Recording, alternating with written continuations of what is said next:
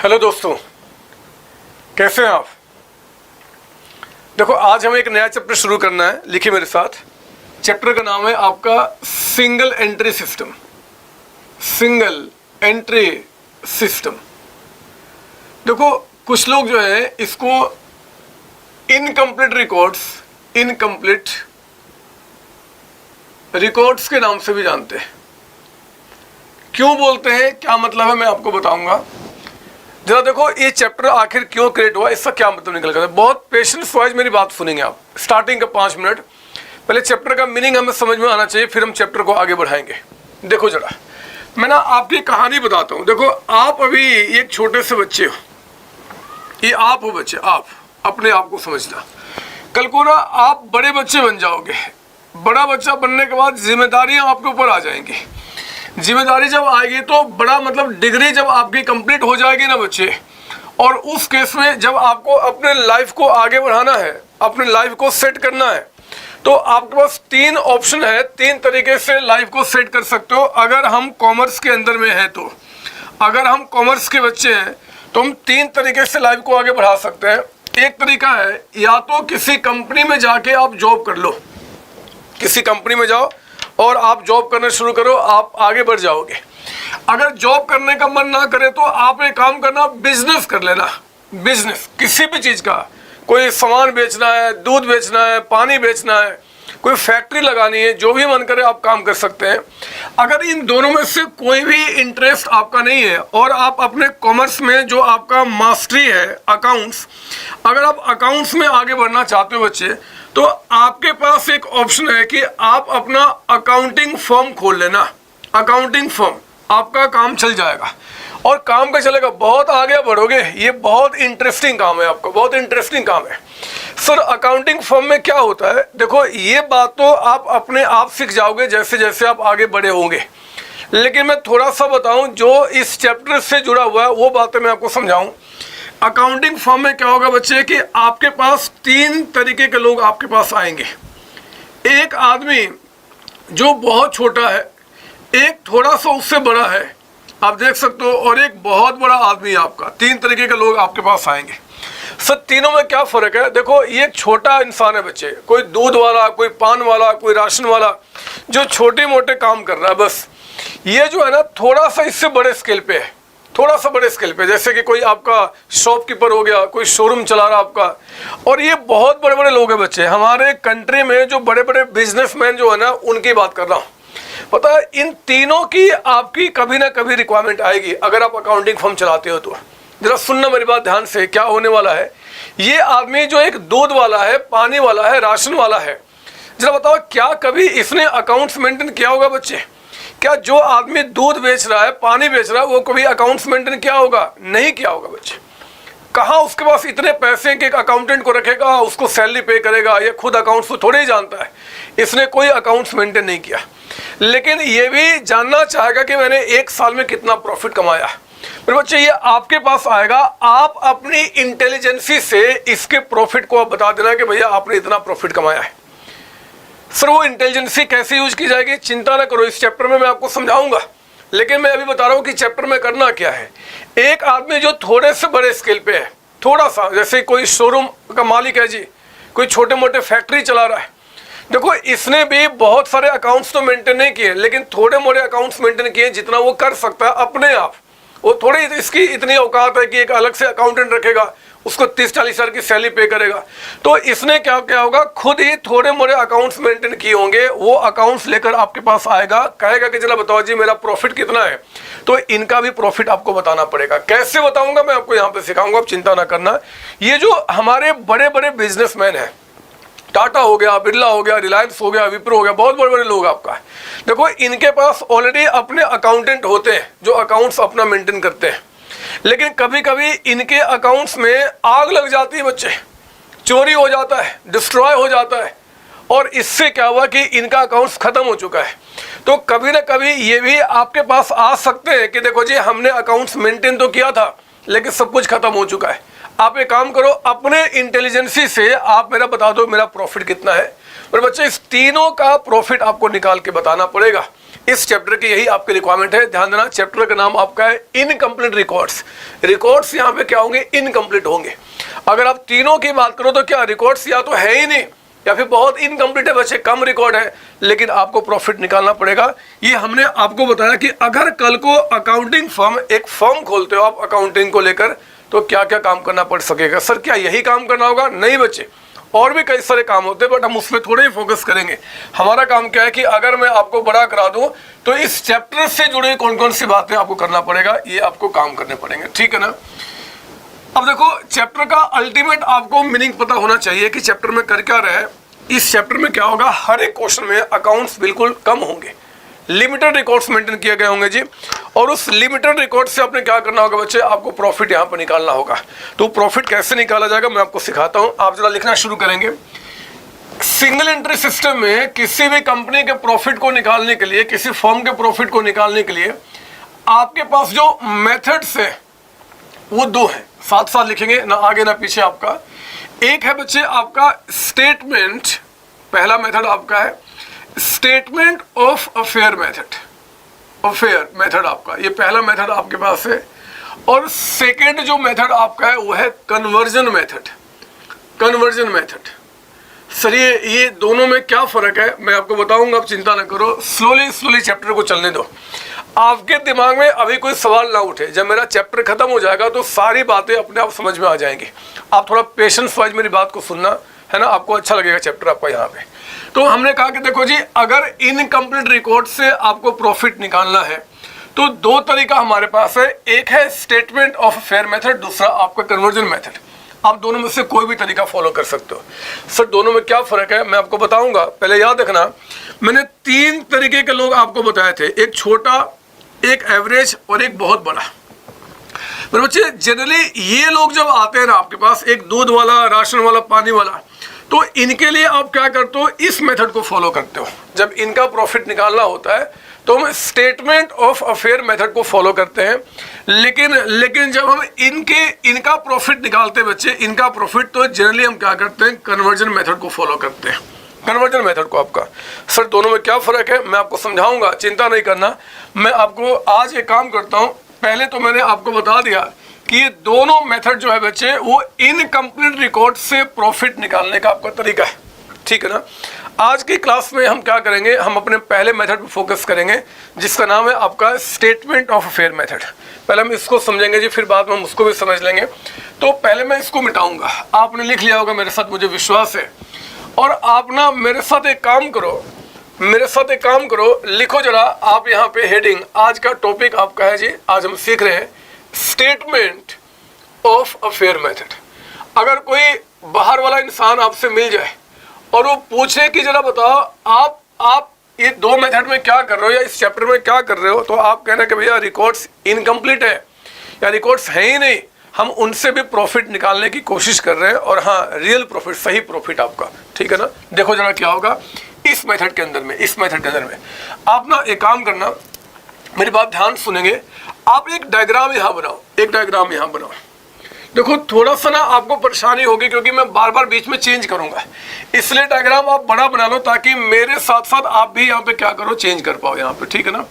तो ये आपका रजिस्टर का स्टार्टिंग से लेकर एंड तक का आपने एक डायग्राम बना लिया, और इस डायग्राम पे आपने यहाँ लिखा, मान लो 1 जनवरी 2017, ये हमारा 1 जनवरी 2017 है, और यहाँ मैंने लिखा जी आपका 31 दिसंबर 2017, यानी कि साल का एंड, साल का एंड हुआ। अब मेरी बात ध्यान सुनना, ध्यान से मेरे बच्चे, ये जो इंसान है ना, ये इंसान वो राशन वाला, वो दूध वाला, जो बहुत ही छोटे लेवल पे काम कर रहा है, ये छोटा इंसान है बच्चे, ये छोटा इंसान है जो आपके पास आता है और आके कहता है कि जरा बताओ हमने कितना प्रॉफिट कमाया। हमने पूछा इससे कि क्या तुमने कोई अकाउंट्स मेंटेन किया, बोलता है कि ना हमने कोई अकाउंट्स मेंटेन नहीं किया है। हमने कहा चल कोई बात नहीं, मैं तुम्हारा प्रॉफिट बताता हूँ। देखो आप क्या करना, आप क्या करना, जो इस फर्म को चला रहा बच्चे, अकाउंटिंग फर्म जो चला रहा है, मैं आपकी बात कर रहा हूँ, आप इनसे 2-3 सवाल करना। वो सवाल क्या मैं बताऊं, आप पूछना उससे कि जरा बताओ साल के स्टार्टिंग में तुम्हारा ओपनिंग कैपिटल कितना था, मतलब जब इस साल की स्टार्टिंग हुई थी तो बिजनेस में तुम्हारा कैपिटल कितना लगा हुआ था, मान लो अमाउंट कहता है कि भैया हमने 8 लाख का अमाउंट लगाया था, 8 लाख का अमाउंट आपका 8 लाख रुपए। अब सब पूछना कि जरा ठीक है बताओ आज यानी कि एंड में तुम्हारा कैपिटल कितना है, क्लोजिंग कैपिटल। क्लोजिंग कैपिटल का मतलब होता है साल के एंड में तुम्हारा कैपिटल कितना है। वो कहता है, ये छोटा इंसान कहता है कि देखो जी साल के एंड में मेरा जो कैपिटल आपका 8 लाख था स्टार्टिंग में, वो बढ़ के 15 लाख का अमाउंट हो चुका है। तो आप उससे कहना कि देखो जी तब तो बात सिंपल हो गई, तुम्हारा कैपिटल स्टार्टिंग में 8 लाख रुपए था, बढ़ के 15 लाख रुपए हो गया, यानी कि 7 लाख से जो कैपिटल बढ़ गया कि तुम्हारा कैपिटल जो एंड में कह रहे हो कि 15 लाख रुपए का अमाउंट है, ओपनिंग में तुम्हारा कैपिटल 8 लाख रुपए का था, तो कैपिटल में जो 7 लाख का इंक्रीमेंट हुआ है यानी कि तुमने प्रॉफिट कमाया है, क्योंकि आपने बचपन से पढ़ा हुआ है कि प्रॉफिट जो होता है वो कैपिटल में जाके ऐड हो जाता है बच्चे। तो आप उसे समझाना कि भैया आपने 7 लाख का प्रॉफिट कमाया है, आप एक काम करो इस प्रॉफिट को लेकर आप मस्ती करो कि हाँ भैया हमने 7 लाख का प्रॉफिट कमाया है, खुशी मनाओ, आप मेरा फीस पे कर दो, है ना बच्चे। तो इस छोटे इंसान ने क्या किया, आपको फीस पे किया आपका, और वो दिमाग में लेके जा रहा है कि 7 लाख का प्रॉफिट हमने कमाया है। लेकिन ये इंसान जैसे ही थोड़ा आगे बढ़ा, इसको एक बात याद आ गई बच्चे, एक बात याद आ गई। वो दौड़ के आपके पास आया, बोला कि अकाउंटिंग भैया हमने ना इस साल के बीच में कुछ और भी किया था जो हमारा यहाँ पे लगता है कि कैपिटल को अफेक्ट किया। हमने पूछा क्या, उसने कहा कि देखो साल के बीच में, यानी कि मैं बात कर रहा हूँ ड्यूरिंग द ईयर, कहता है कि साल के बीच में हमने यहाँ पे कुछ ड्राइंग्स किया था, मतलब बिजनेस से पैसा निकाला था और घर लेके चला गया था, क्योंकि हमें भूख लगी थी, हमारे बाल बच्चे सबको खाने की रिक्वायरमेंट थी, और खाने के रिक्वायरमेंट के लिए जो पैसा हमने क्या किया था, बिजनेस से निकाला था। तो आप एक काम करो कि ये 3 लाख का मेरा ड्राइंग्स भी हुआ है, अब जरा बताओ मेरा प्रॉफिट कितना है। तो फिर आप उस छोटे इंसान को कह रहे हैं कि फिर ये प्रॉफिट 7 लाख का नहीं है। अब ध्यान से मेरी बात सुनना, फिर आप उसको क्या समझाएंगे। आप कहना कि यार तुम्हारा एंड में जो कैपिटल है वो 15 लाख रुपए का अमाउंट है। आप कहना कि देखो ये एंड का जो कैपिटल है 15 लाख, वो 3 लाख के ड्राइंग्स हो जाने के बाद, ड्राइंग्स जो हुआ है बच्चे उससे कैपिटल क्या हो गया, जेन में कम हो गया, ड्राइंग्स हम कैपिटल से माइनस कर देते हैं।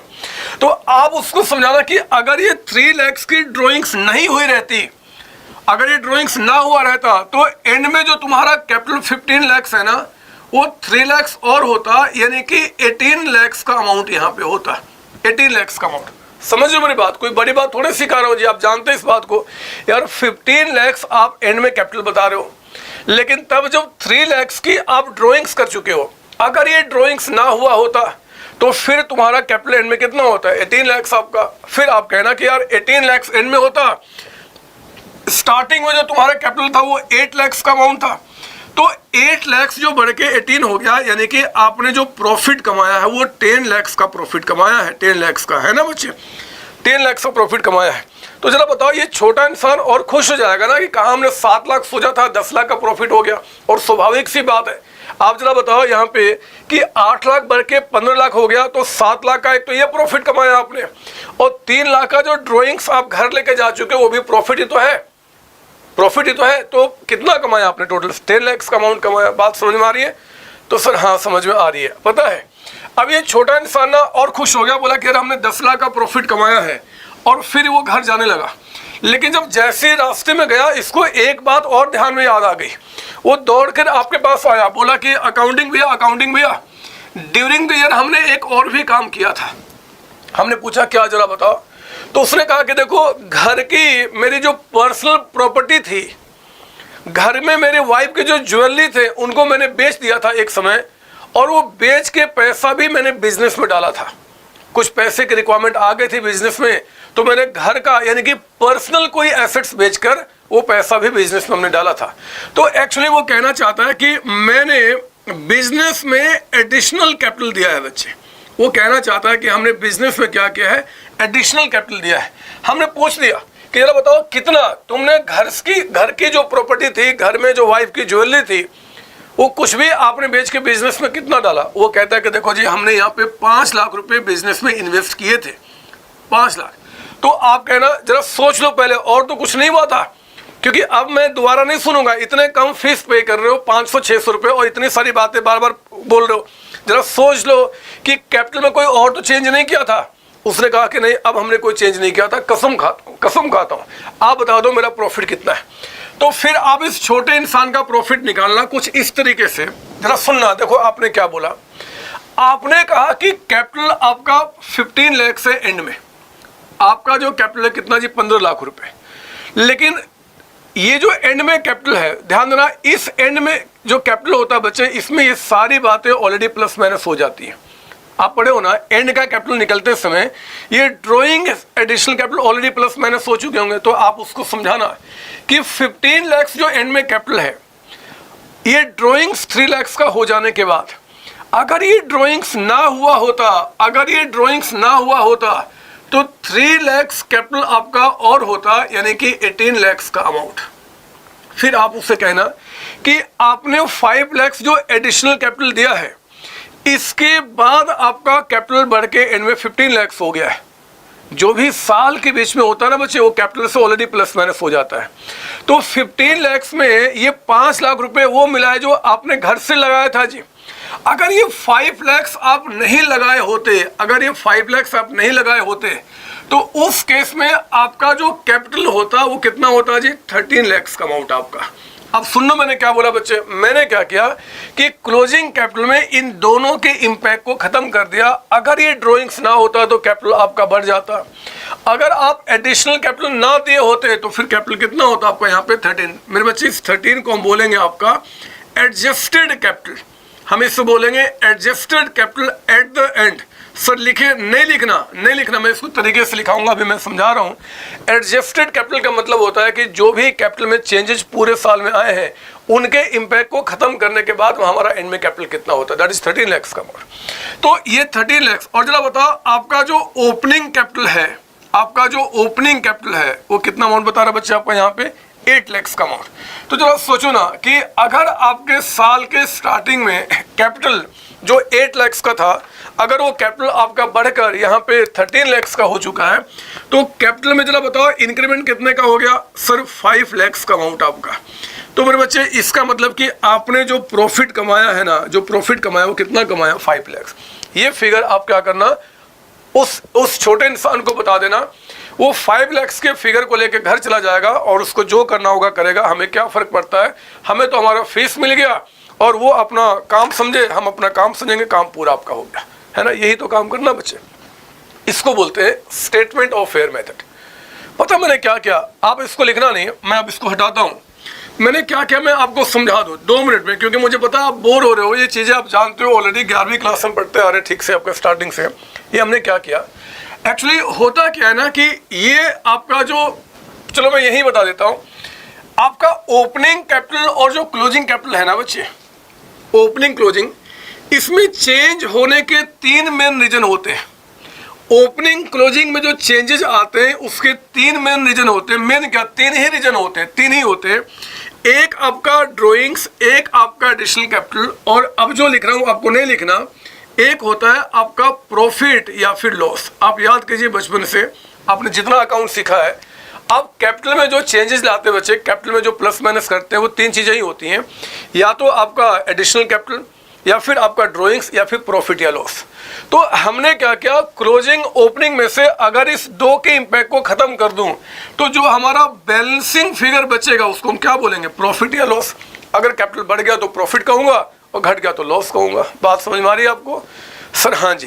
तो मैं पता क्या करने वाला हूँ, इसी बात को, क्योंकि आप क्वेश्चन की कॉपी कर चुके हैं, एग्जाम्पल था मेरा, ये क्वेश्चन को नहीं था, इसकी कॉपी कर चुके हैं। अब मैं इसका सॉल्यूशन जो है ना आपको यहाँ से दिखाता हूँ कि आप एग्जाम में इसको कैसे लिखेंगे। लिखिए मेरे साथ यहाँ पे, सॉल्यूशन के अंदर में इसका सॉल्यूशन लिखेंगे। स्टेटमेंट लिखेंगे आप यहाँ पे, statement showing computation of profit, statement showing computation of profit oblique loss earned during the year.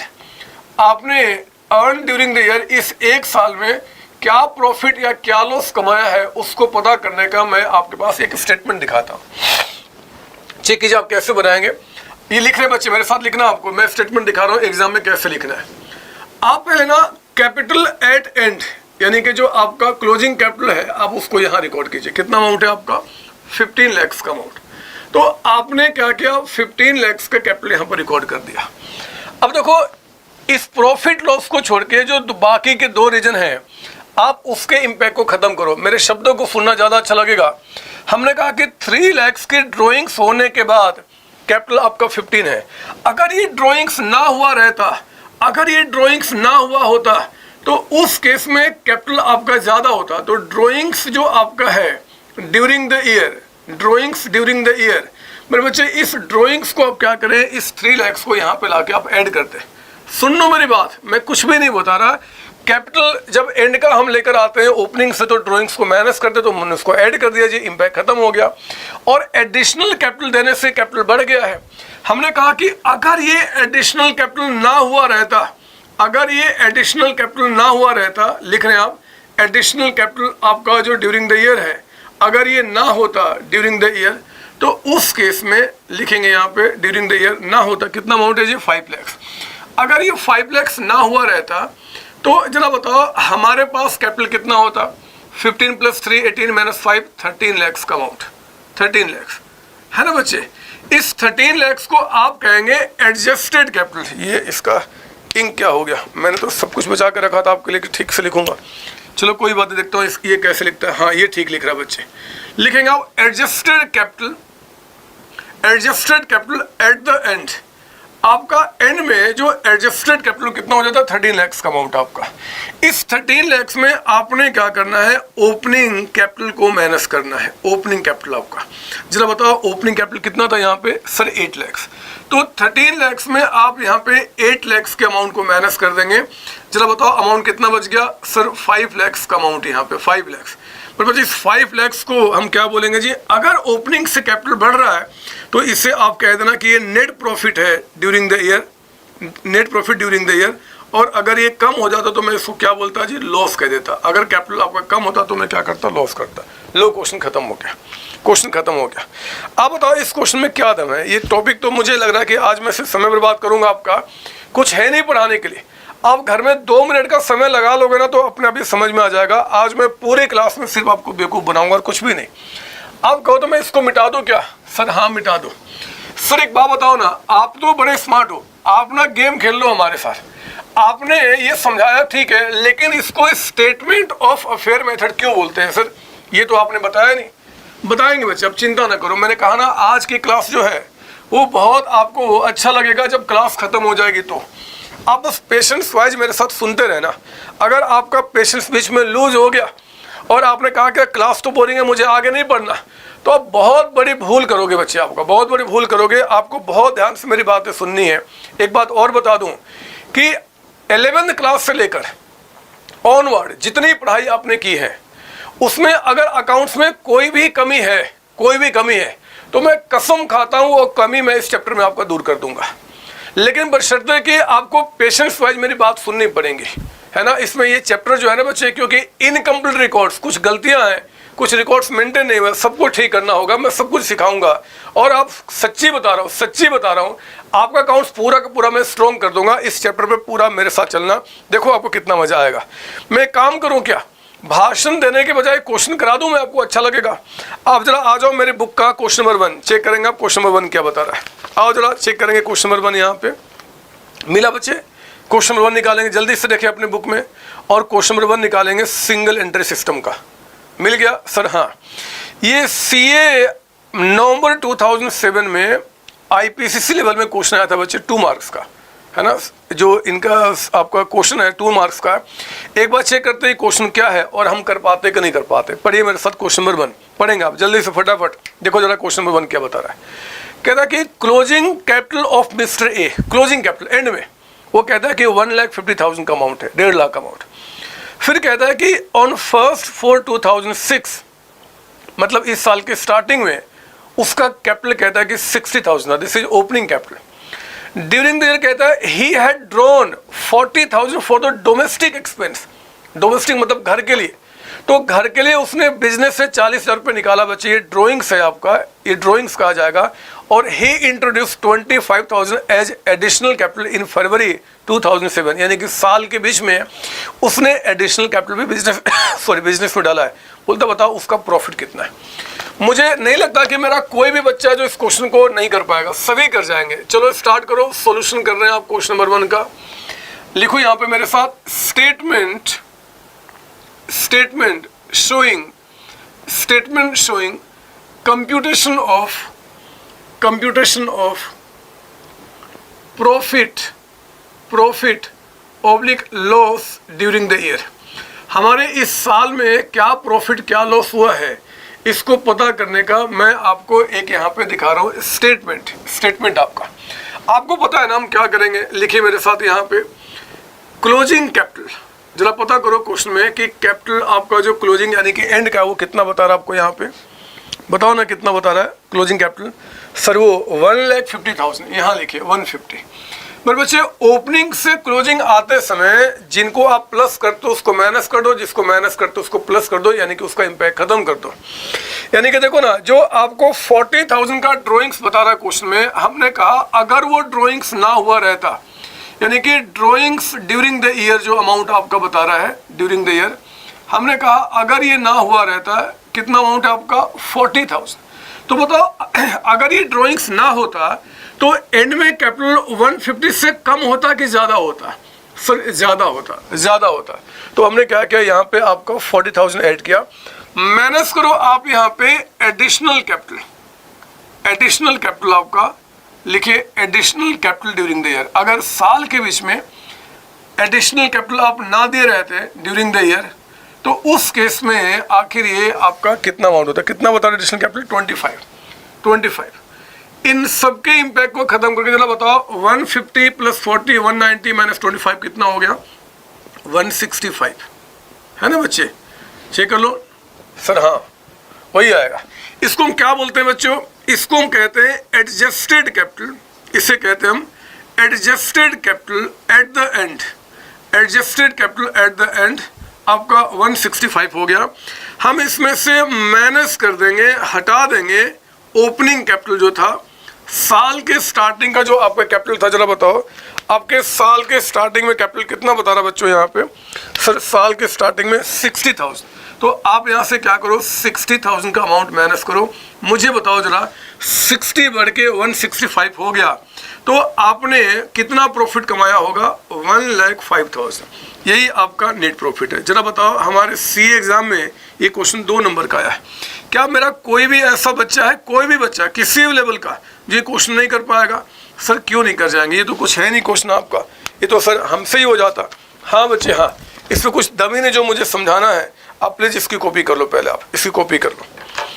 Sir हो गया कॉपी, आगे बढ़ो सर, आप आगे बढ़ो। कुछ है नहीं इसमें समझाने को, लेकिन सर अभी तक आपने नहीं बताया कि इसको स्टेटमेंट ऑफ अफेयर मेथड क्यों बोलते हैं। चलो मैं वो भी बता दूंगा, आप पहले इसकी कॉपी कर लो। सर कर लिया हमने, लो मैं अब इसको मिटाता हूँ, और जरा मुझे बताओ ये क्वेश्चन कितने नंबर का था? सर 2 मार्क्स का, 2 नंबर का। पता बच्चे, इंस्टीट्यूट को 2 नंबर देने में आपको मजा नहीं आता। वो चाहेगा तो इस मेथड में आपको 6 नंबर, 8 नंबर, 10, 12 नंबर भी दे सकता है। मतलब जैसे जैसे नंबर बढ़ेंगे थोड़ा क्वेश्चन क्या लेंदी हो जाएगा, बट कॉन्सेप्ट तो यही पे होगा।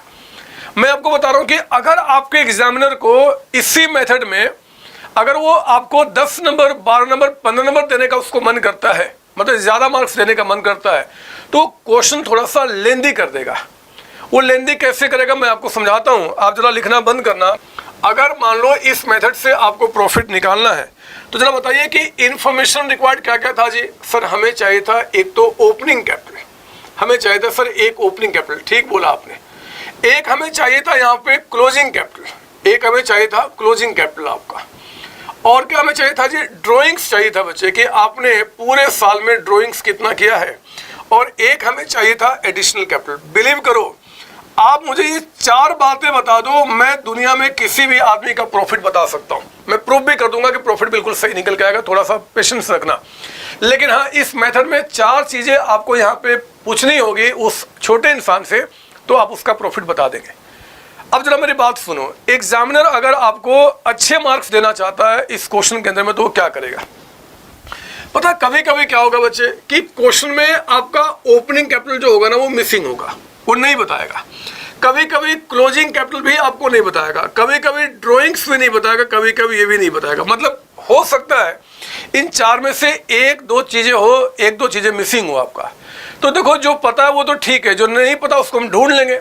तो ढूंढना कोई बड़ी बात नहीं है, मैं सिखाऊंगा। अभी जिंदा हो ना बच्चे, आप चिंता ना करो, मैं सिखाऊंगा। लेकिन मेरी बात सुनो यहाँ पे कि कुछ एजम्पशन है जो इस चैप्टर में चलेंगे आपके साथ हमेशा, किसी भी लेवल में। वो क्या है, मेरी बात सुनना। पता है, पहले सुनते चलो। ये अगर क्वेश्चन में मान लो कभी आपका ओपनिंग कैपिटल नहीं दिया, तो मैं इस बात की गारंटी आपको दे सकता हूं कि साल के स्टार्टिंग में आपके पास एसेट्स कितने हैं और साल के स्टार्टिंग में आपके पास लायबिलिटी कितना है, ये क्वेश्चन आपको बता रहा होगा, डायरेक्टली चाहे इनडायरेक्टली। सुना मैंने क्या बताया? अगर क्वेश्चन लेंदी करना चाहता है, अपने आप को अच्छे मार्क्स आपको देना चाहता है, तो मेरे बच्चे उस केस में क्या होगा, वो ओपनिंग कैपिटल बताने के बजाय आपके पास जो ओपनिंग यानी कि साल के स्टार्टिंग में जो आपके एसेट्स हैं, लायबिलिटी, क्वेश्चन आपको बता देगा। तो जरा बताओ, अगर स्टार्टिंग का हमें एसेट्स पता है, लायबिलिटी पता है, तो क्या आप इसको कैपिटल निकालोगे?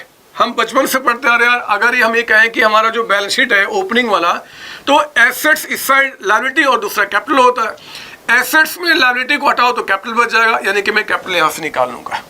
उसी तरीके से अगर क्वेश्चन में क्लोजिंग कैपिटल आपको नहीं दिया हुआ, तो आप एक काम करना कि क्लोजिंग यानी कि साल के एंड में आप उनके बैलेंस शीट को बना लेना। मैं आपको गारंटी दे सकता हूं कि क्वेश्चन में पक्का है कि एंड में जो आपके एसेट्स है एंड में, और एंड में जो आपकी लायबिलिटी है, वो क्वेश्चन आपको बताएगा। तो इनके एसेट्स में लायबिलिटी को माइनस करना, और यहाँ पे क्या निकल के आ जाएगा जी, कैपिटल निकल के आ जाएगा। लो, मैंने कहा कि क्वेश्चन लेंदी कर रहा अपने आप को, मतलब वो आपको ज्यादा मार्क्स देना चाहता है, तो वो कैसी कैसी बातें करेगा। हमारा ओपनिंग आपका यहाँ पे कैपिटल हो गया, क्लोजिंग कैपिटल आपका हो गया। इसके बाद क्या जी, ड्रॉइंग्स। रुको छोड़ो, इसके बारे में बाद में। हमने क्या लिखा, बैलेंस शीट। यहाँ क्या लिखा, बैलेंस शीट। मेरे बच्चे आप ध्यान रखना, जब भी ओपनिंग बैलेंस शीट बनाएंगे तो आप बैलेंस शीट वर्ड कोट नहीं करना।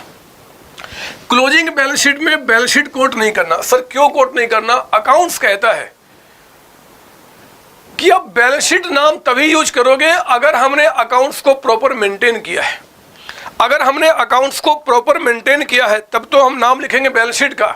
लेकिन अगर हमने अकाउंट्स प्रॉपर मेंटेन नहीं किया है तो मेरे बच्चे अकाउंट्स फिर हमें बैलेंस शीट वर्ड लिखने से मना करता है। वो कहता है कि एक काम करना, बैलेंस शीट के जगह पे आप लिख देना statement of affair. Statement of affair. Affair का मतलब होता है पोजीशन। पोजीशन, आपका जो पोजीशन है हम उसका एक स्टेटमेंट बना रहे हैं। एक्चुअली ये बैलेंस शीट ही है, लेकिन क्योंकि अकाउंट्स के पूरे सिस्टम को आपने मेंटेन नहीं किया है, रिकॉर्ड्स आपके इनकम्प्लीट है, तो आपको स्टेटमेंट ऑफ अफेयर नाम को यहाँ पे यूज करना। बात समझ में आ रही है? उसी तरीके से क्लोजिंग बैलेंस शीट में बैलेंस शीट नहीं, हम क्या लिखेंगे जी, स्टेटमेंट ऑफ अफेयर आपका एंड का, है ना। तो कोई बाहर वाला अगर पूछ दे कि जरा बताओ इसको हम SOA यानी कि स्टेटमेंट ऑफ अफेयर क्यों बोलते हो, तो कहना कि यार अगर आपने बैलेंस शीट तब नाम लिखते हो जब अकाउंट्स के पूरे सिस्टम को आपने मेंटेन किया है। अगर पूरे सिस्टम को मेंटेन नहीं किया है तो आप वहां पे स्टेटमेंट ऑफ अफेयर, हमारा जो अफेयर यानी कि जो पोजीशन है, हम कहेंगे कि सिर्फ उसका एक स्टेटमेंट बना रहे हैं। फिर एक सवाल उठ गया आपकी तरफ से, सर कभी भी मैं इसको बैलेंस शीट नहीं बोल सकता। हमने कहा कभी नहीं बोल सकते, कभी नहीं।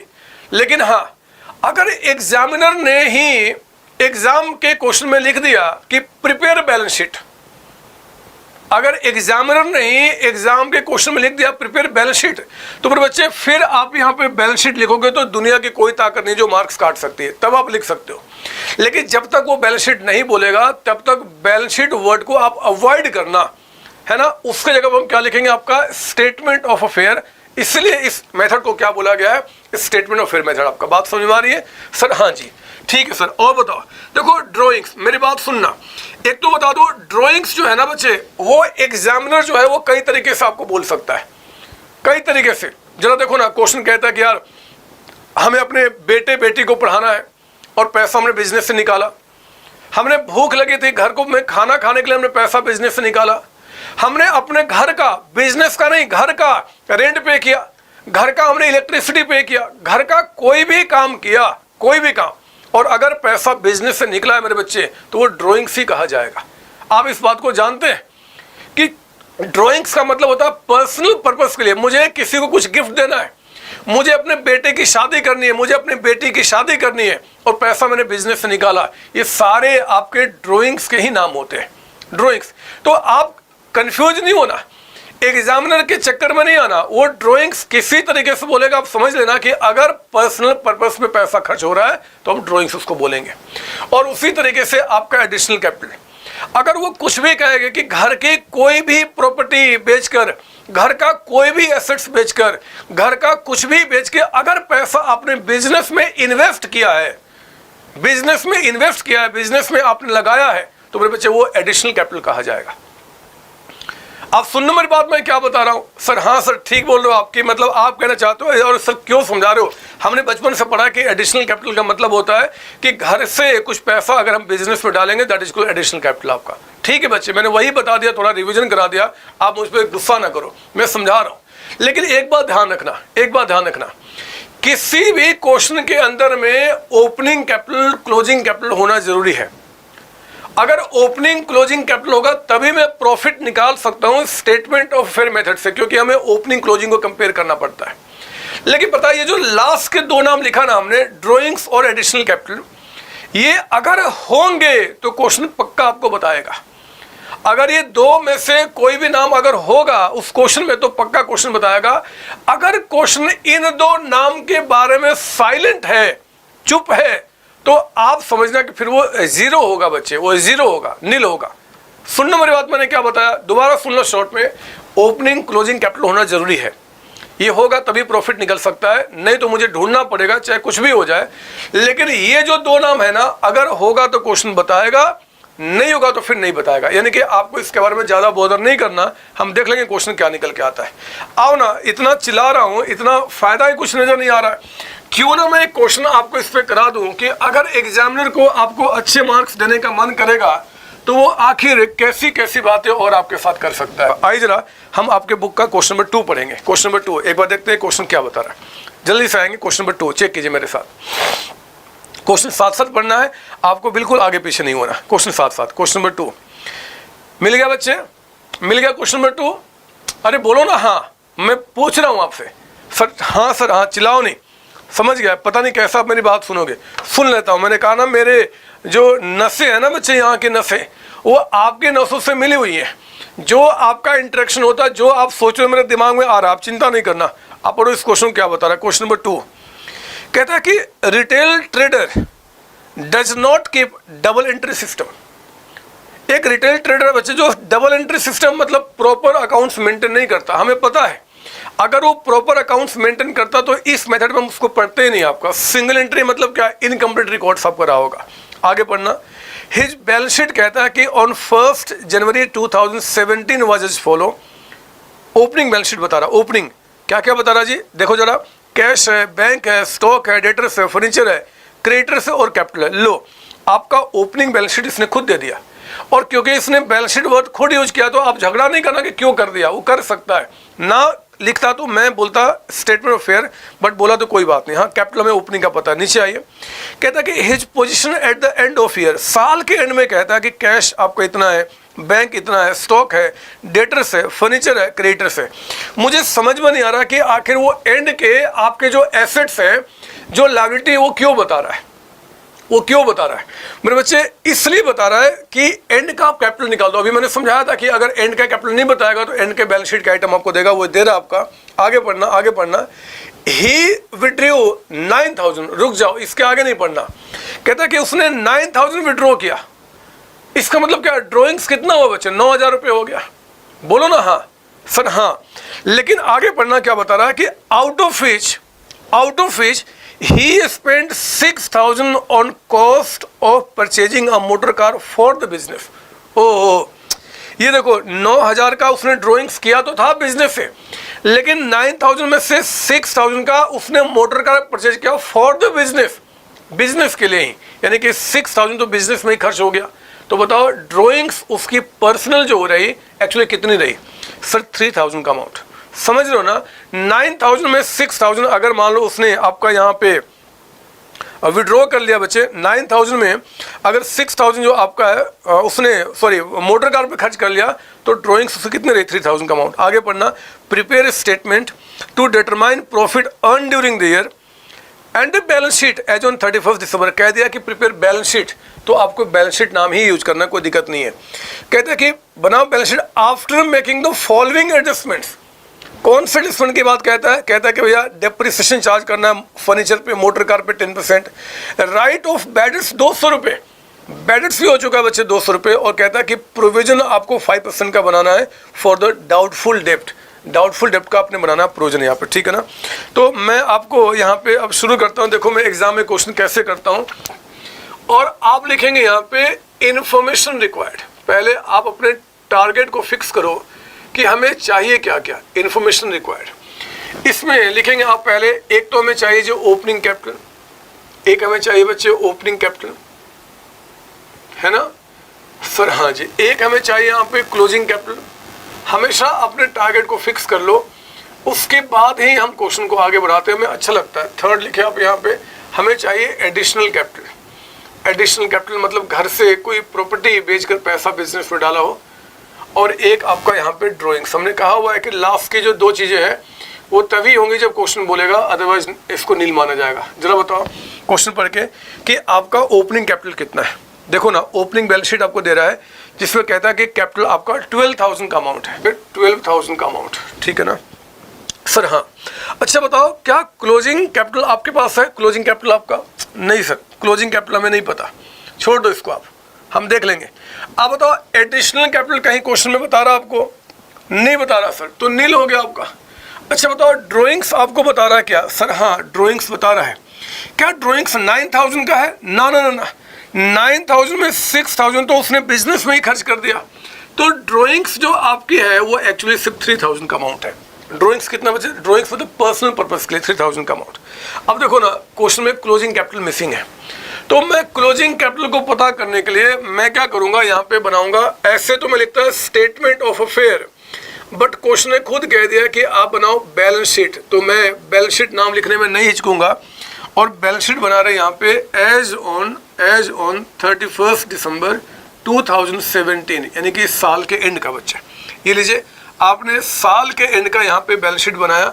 हमारा मकसद होगा कि साल के एंड में जितने भी हमारे एसेट्स हैं, जितने भी हमारी लायबिलिटीज हैं, उनके क्लोजिंग बैलेंस को यहाँ पे लिखना, ताकि मैं यहाँ पे किसी तरीके से पता कर लूँ कि एंड का कैपिटल कितना है। देखो ना, आपको अच्छा लगेगा। बैलेंस शीट के बाद शुरू करो आप, जो आपको ऊपर के बैलेंस शीट दे रहा है ओपनिंग वाला, उसके बाद ठीक देखिए नीचे में क्या बता रहा है कि एंड में क्या क्या है जी, कैश इन हैंड। लिखो यहाँ पे एंड में जो आपका कैश इन हैंड है, कैश इन हैंड एंड में वो कहता है आपका यहाँ पे कितना अमाउंट है एंड में कैश, 4,000 का अमाउंट। तो आपने यहाँ लिखा जी 4,000 का अमाउंट है। फिर कहता है कि एंड में जो आपका बैंक है, बैंक वो कितना बता रहा हमें सर, 2,000, तो एंड में आपका 2,000 का अमाउंट, ध्यान से। फिर कहता है कि एंड में आपका जो स्टॉक है वो कहता है कि 5,500 का। तो स्टॉक जो मेरे बच्चे एंड में बता रहा है 5,500 का, वो भी हमने रिकॉर्ड कर लिया। और चेक करो नीचे क्या बता रहा है एंड में आपको, यहाँ पे कहता है कि डेटर्स आपका 4,600 के हैं डेटर्स। लेकिन मेरे बच्चे काम करना, डेटर्स जो आपका है ना 4,600 का, उसको आप अंदर वाले कॉलम में लिखेंगे। आप अंदर वाले कॉलम में। सर क्यों अंदर वाले कॉलम में, क्यों? क्योंकि क्वेश्चन ने खुद कहा है बच्चे। जरा आप एक काम करो, नीचे से 4th लाइन पढ़ो आप, नीचे से 4th लाइन है, मतलब जहाँ ABC लिखा है, ठीक है, उसको ऊपर का लाइन कि कहता है कि prepare balance sheet as on 31 December after making the following adjustments. मतलब ये जो ABC में जो पॉइंट्स है ना बच्चे, वो अभी तक एंड का बैलेंस निकालने में जो बता रहा, अभी उसको हमने एडजस्ट नहीं किया है। यानी कि ऊपर के लाइन में जो बैलेंसेज आपका बता रहा 4,600 डेटर्स का आपका है, इनमें अगर कुछ पॉइंट A, B या C में इससे जुड़ा हुआ है तो अभी तक हमने उसको एडजस्ट नहीं किया है, हमें उससे पहले एडजस्ट करना पड़ेगा। तो जरा चेक करो कौन सा ऐसा चीज़ दिख रहा है जो आपका यहाँ पे डेटर्स से जुड़ा हुआ है ABC पॉइंट में। सर पॉइंट नंबर B, वो कहता है कि राइट ऑफ बैडेट्स 200 रुपीज़, आपका 200 रुपये का बैडेट्स हो चुका है। तो एक काम करना, अगर 4,600 में से 200 रुपये डूब गए हैं बच्चे, तो आपने क्या करना है कि 200 का अमाउंट हमने यहाँ से माइनस कर देना। बताओ यहाँ कितना बच गया आपका, अभी अंदर में लिखो 4400। सर अंदर में क्यों, क्योंकि अभी आगे यहाँ पे कह रहा है, ध्यान सुनना यहीं पे पॉइंट नंबर सी में, कि हमें 5% का एक प्रोविज़न भी बनाना है फॉर डाउटफुल डेप्ट। हमें डाउट है बच्चे कि शायद इसमें से 5% और डूब जाएगा। तो आप याद कीजिए, बचपन में आपने पढ़ा है जब डेटर्स पे डाउट क्रिएट होते हैं, we create provision for doubtful डेप्ट। प्रोविज़न फॉर डाउटफुल डेप्ट आपका बताओ जरा, यहाँ पे 2 कितना हो जाएगा 5%, सर 220। तो बाहर कितना आ गया 4180 का अमाउंट। अगर आपको प्रोविज़न फॉर डाउटफुल डेप्ट का कॉन्सेप्ट नहीं पता तो ध्यान देना, जितने बच्चे दूर बैठे हुए हैं मैंने उनके लिए 2 काम कर दिया बच्चे। अगर आपके सिलेबस में फाइनल अकाउंट चैप्टर है तो फाइनल अकाउंट में मैंने बड़े डिटेल वे में इसका कॉन्सेप्ट आपको समझाया है कि इसका मतलब क्या होता है। जिन बच्चों के सिलेबस में फाइनल अकाउंट नहीं है उनके लिए मैंने specially provision for doubtful debt का जो टॉपिक है मैंने आपके यूट्यूब पे डाला हुआ है, आप उसको देखकर इसके पूरे इन डेप्थ कॉन्सेप्ट को समझ लेंगे। मैंने पहले ही कहा कि इस चैप्टर में अगर आपको मास्टरी करना है तो कोई भी कॉन्सेप्ट आपका ख़राब नहीं होना चाहिए, आपको वहाँ बातें अच्छी तरीके से समझ में आ जाएंगे। और फिर हमने क्या किया, उस अमाउंट को यहाँ पर लिख दिया। मैं इसका डिटेल डिस्कशन अभी नहीं कर रहा क्योंकि कोई फ़ायदा नहीं होगा इसका डिटेल डिस्कशन करने से। खैर डेटर्स जो आपका हो गया जी 4180 का, ये भी काम पूरा हुआ। और आगे बढ़ो, देखो जरा क्या बता रहा है, पढ़ेगा फिर से। आपका ऊपर का जो बैलेंस शीट है उसमें फर्स्ट लाइन बिल्कुल लास्ट में लिखा था डेटर्स जी 46, वो हो गया। फिर कहता है फर्नीचर लिखिए यहाँ पे। आपका जो फर्नीचर है, फर्नीचर जरा बताओ कितने का बता रहा है आपको फर्नीचर यहाँ पे। सर फर्नीचर कहता है आपका यहाँ पे 1500। इसको भी अंदर में लिखना बच्चे, आपका अंदर में लिखना, क्योंकि इस पे भी पॉइंट नंबर ए में कह रहा है कि आपने चार्ज करना है यहाँ पे डेप्रिसिएशन। तो माइनस कीजिए आप यहाँ पे डेप्रिसिएशन, जरा बताओ कितना हो जाएगा। सर डेप्रिसिएशन कहता है कि 10% है, यानी कि 1500 का अमाउंट, 150 का अमाउंट है ना बच्चे। 1500 रुपये का फर्नीचर था, आपका 10% से डेप्रिशिएट हो गया। तो जरा बताओ ये कितना बच गया आपका 1350 का अमाउंट, आपका 1350 रुपये। और आगे बढ़ता हूँ क्या बता रहा आपको यहाँ पे, वो कहता है आपका क्रेडिटर्स है 6000 का। तो देखो एंड में जो क्रेडिटर्स हो यहाँ चला गया, एंड का आपका क्रेडिटर्स कितना बता रहा अमाउंट यहाँ पे 6000 का। एंड की सारी बातें रिकॉर्ड करूंगा तब एंड का कैपिटल निकल के आएगा। आगे पढ़ना, उसने 9000 की ड्रॉइंग्स की थी, 9000 में उसने 6000 मोटर कार परचेज किया फॉर द बिजनेस।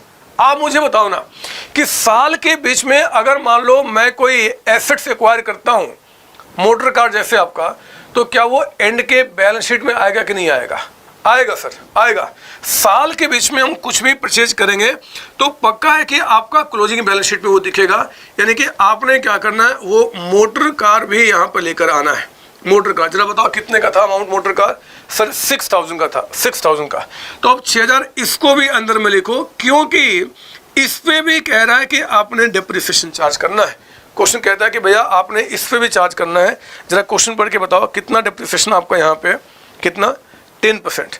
तो जरा बताओ आपका 6000 का 10% कितना हो जाएगा? 600 माइनस कीजिए और अमाउंट बाहर कितना चला गया 5400 के। पता है मेरा क्या मकसद है? मैं एक एक एसेट्स और एक एक लायबिलिटी का क्लोजिंग बैलेंस पता कर रहा हूँ। अगर मैं सबका क्लोजिंग बैलेंस पता कर लूँ तो क्लोजिंग एसेट्स में क्लोजिंग लायबिलिटी माइनस करके क्लोजिंग कैपिटल मेरा निकल जाएगा। मुझे पूरा विश्वास है ना, बचपन से पढ़ते आ रहे हैं। एक बात और सुनो, आपके दिमाग में हो सकता है सवाल उठे कि सर डेप्रिसिएशन पूरे 600 रुपये चार्ज कर दिया पूरे एक साल का, साल के बीच में परचेज किया गया। हाँ बच्चे आप बिल्कुल ठीक सोचे कि साल के बीच में परचेज किया गया, बट डेट आपको नहीं बता रहा कब। अब मैं क्या करूं, भगवान थोड़ा ही हूं।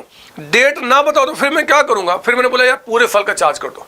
डेट बताओ तब तो मैं उतने समय का चार्ज करता, ना बताया तो पूरे साल का। और क्वेश्चन ने आपकी परेशानी खत्म भी की है। जरा पॉइंट ए पढ़ना और पॉइंट ए पढ़ के बताओ कि क्या डेप्रिसिएशन मोटर कार पे 10% पर एनम लिखा हुआ है या 10% लिखा हुआ है? सर 10% लिखा हुआ है, यानी कि फ्लैट चार्ज करो। आपको खुद कह रहा है कि आप टेंशन ना लो, बस आपने काम यहाँ करना है। तो लो हमने यहाँ पे रिकॉर्ड कर दिया। चेक कर लो कुछ बचा तो नहीं है आपका एंड का? नहीं सर, सारी बातें रिकॉर्ड हो चुकी है। अब आप जरा इससे क्लोज करो और मुझे बताओ कि आपका बैलेंसिंग फिगर यहाँ पे जो कैपिटल है एंड का वो कितना निकल के आ रहा है?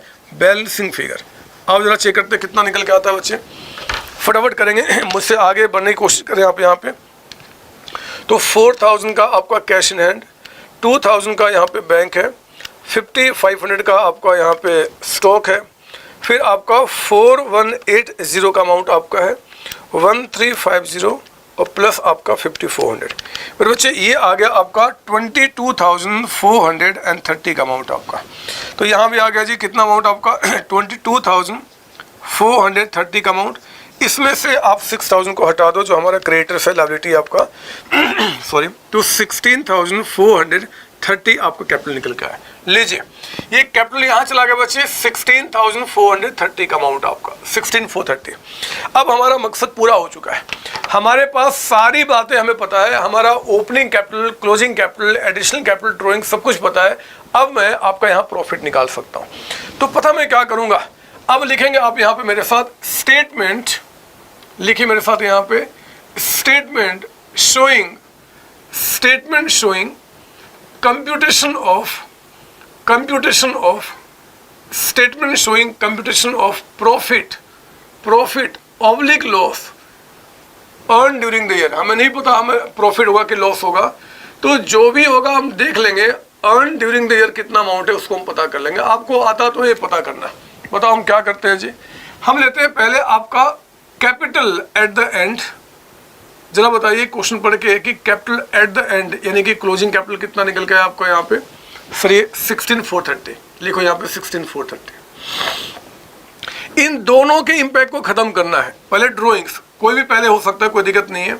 हमने कहा कि अगर ये ड्राइंग्स ना हुआ रहता, ड्राइंग्स ड्यूरिंग द ईयर, अगर ये ड्राइंग्स ना हुआ रहता तो जरा बताओ उस केस में आपका कैपिटल 3000 कम होता कि ज़्यादा होता। सर ज़्यादा होता। ऐड कर दो आप यहाँ पे, माइनस कर दो। अगर कोई आपने एडिशनल कैपिटल दिया है तो एडिशनल कैपिटल अगर कुछ आपका है क्वेश्चन में ड्यूरिंग द ईयर तो आप उसको माइनस कर दीजिए। जरा बताओ क्या क्वेश्चन में कोई एडिशनल कैपिटल है? नहीं सर, नहीं बता रहा सर, नील है। तो नील लिख दो यहाँ पे आपका। सर एग्जाम में क्या ये लिखना जरूरी है? नहीं लिखना। जिसको नील कर रहा हूँ ना लिखना, मैं तो आपको समझा रहा हूँ बच्चे, मुझे सारी बातें लिखनी पड़ेंगी ताकि आपके दिमाग में कोई सवाल ना उठे। लेकिन एग्जाम में जो नील कर रहा हूँ आप किसी भी चैप्टर में आप उसको छोड़ सकते हैं, कोई दिक्कत नहीं। तो जरा बताओ ये कितना निकल के आ गया? 19,430 का अमाउंट। हम इसे क्या बोलेंगे जरा बताइए? Will say this is adjusted capital. इसे हम बोलते हैं बच्चे आपका adjusted capital at the end, यानी कि एंड में जो आपका कैपिटल आ गया वो इतना। हम इसमें से कंपेयर करते हैं, इसमें माइनस करते हैं ओपनिंग कैपिटल को। जरा क्वेश्चन पढ़ के बताओ आपका ओपनिंग कैपिटल कितना है? सर ओपनिंग कैपिटल बता रहा है 12,000 का अमाउंट आपका। तो आप इसमें से 12,000 के अमाउंट को आप हटा दीजिए। जरा बताओ कितना बच जाएगा यहाँ पे? 7,430 है ना बच्चे, क्योंकि कैपिटल ओपनिंग से बढ़ रहा है। Will say this is net profit. अगर ये घटता तो मैं इसको लॉस कहता, लेकिन बढ़ गया तो net profit during the year. आपने यही प्रॉफिट है जो इस साल आपने कमाया। हाँ जरा बताओ क्या इस क्वेश्चन में दम है? आज पता नहीं मुझे क्या हो गया, मैं क्यों आपको बेवकूफ़ बना रहा हूँ, क्यों सिंपल क्वेश्चन करा रहा हूँ, मुझे खुद नहीं समझ में आ रहा है। क्योंकि आप ये बात जानते हैं कि भैया अगर स्टेटमेंट ऑफ फेयर मेथड से हम प्रॉफिट निकालते हैं, हमें 4 चीज़ की रिक्वायरमेंट होती है। ओपनिंग, क्लोजिंग, एडिशनल ड्राइंग्स आपका, ये दोनों चीज़ें होगा तो बताएगा, नहीं तो फिर नहीं बताएगा। ये दोनों चीज़ें हमेशा में जानना होगा जी। अगर क्वेश्चन में दिया है तो ठीक है, ना दे तो कैसे निकालेंगे मैंने आपको बता दिया। इसमें कोई डाउट आपको? नहीं सर कोई डाउट नहीं है, हो गया सर हमारा काम। तो आप कहो तो मैं इसको मिटा दूँ क्या? सर मिटा दो, अब तो हम इसको कर चुके हैं। कोई सवाल इसमें? सवाल सर उठ ही नहीं रहा। एक प्रोविज़न को लेकर था बट आपने कह दिया कि उसको लेकर हमारे पास है, आपके पास, मैं उसको पढ़ लूँगा। या हम जानते हैं पहले से, फिर पढ़ना भी क्या हमें आता है सर। लो मैंने इसको मिटा दिया, इसको मैंने हटा दिया। सर इस चैप्टर में ये है क्या जो बच्चे परेशान होते हैं? परेशान कैसी बात कहते हो? आत्महत्या करते हैं बच्चे, आत्महत्या। ये चैप्टर ऐसा चैप्टर है कि अगर किस एग्ज़ाम में मान लो कोई दुश्मन आपका है और आप चाहते हो कि एग्ज़ाम में वो बच्चा फेल कर जाए, तो बस एग्ज़ाम से 1 मिनट पहले उसे कान में कह देना सिंगल एंट्री सिस्टम, वो एग्ज़ाम छोड़ के भाग जाएगा। उसे इतना बड़ा आतंक इस चैप्टर का, वो बेहोश हो जाएगा। हो सकता है कि अगर कमज़ोर दिल का तो वहीं पे मर जाएगा बच्चे वो आपका। तो ये मैं कुछ आपको तरीका बता रहा हूँ कि अगर आपको कोई दुश्मन है, अगर उसको फेल करना है या चाहते हो कि एग्ज़ाम छोड़े, तो आप ये काम कर देना, बस काम पूरा हो जाएगा। सर अब मजाक तो नहीं कर रहा, नहीं बच्चे सच्चाई बता रहा हूँ। आप आज से 20-25 साल पहले जरा ध्यान देना, न्यूज़पेपर में क्या होता था कि रोज होता था कि 10 लोगों ने आत्महत्या कर लिया, 15 लोगों ने आत्महत्या कर, क्यों जी? सिंगल एंट्री सिस्टम के चलते आपका वो चैप्टर इतना भयानक। सर सही बोल रहे हो? नहीं बच्चे, मजाक कर रहा हूँ, ऐसा थोड़ा ही होता है कोई आत्महत्या करेगा, लेकिन टफ माना जाता है, लोग इसको टफ मानते हैं, बहुत टफ मानते हैं। मैं विश्वास दिलाऊंगा, अगर आपने पेशेंस वाइज मेरी बात पूरी सुनी तो इस चैप्टर में कुछ भी टफ नहीं है। और एक और भी बात की गारंटी, जितने पैटर्न के क्वेश्चन हम क्लास में करेंगे, मैं आपको लिख कर दे सकता हूं कि उस पैटर्न से हटकर कोई भी दूसरा क्वेश्चन एग्जाम में नहीं आएगा। इसलिए आपको पेशेंस वाइज मेरी बातें सुननी है। अब जरा देखो, ये तो बातें हो गई, छोटी छोटी बातें। अब मैं आपको टिपिकल लेवल में लेकर आता हूँ। टिपिकल मतलब जहाँ पे बाकी बच्चे परेशान होते हैं, आप परेशान नहीं होगे। पता है क्या है? आप मेरी बात सुनो, आप चाहो तो नोट के अंदर में और लिख दो ब्रैकेट में ओनली फॉर मी, सिर्फ आपके लिए, सच्ची बोल रहा हूँ और किसी के लिए नहीं। मैं एक नोट दे रहा हूँ, जिस नोट पे आपको खास ध्यान रखना है। अब आगे आने वाले क्वेश्चंस के अंदर में आपको बहुत क्लैरिटी निकल के आएगी।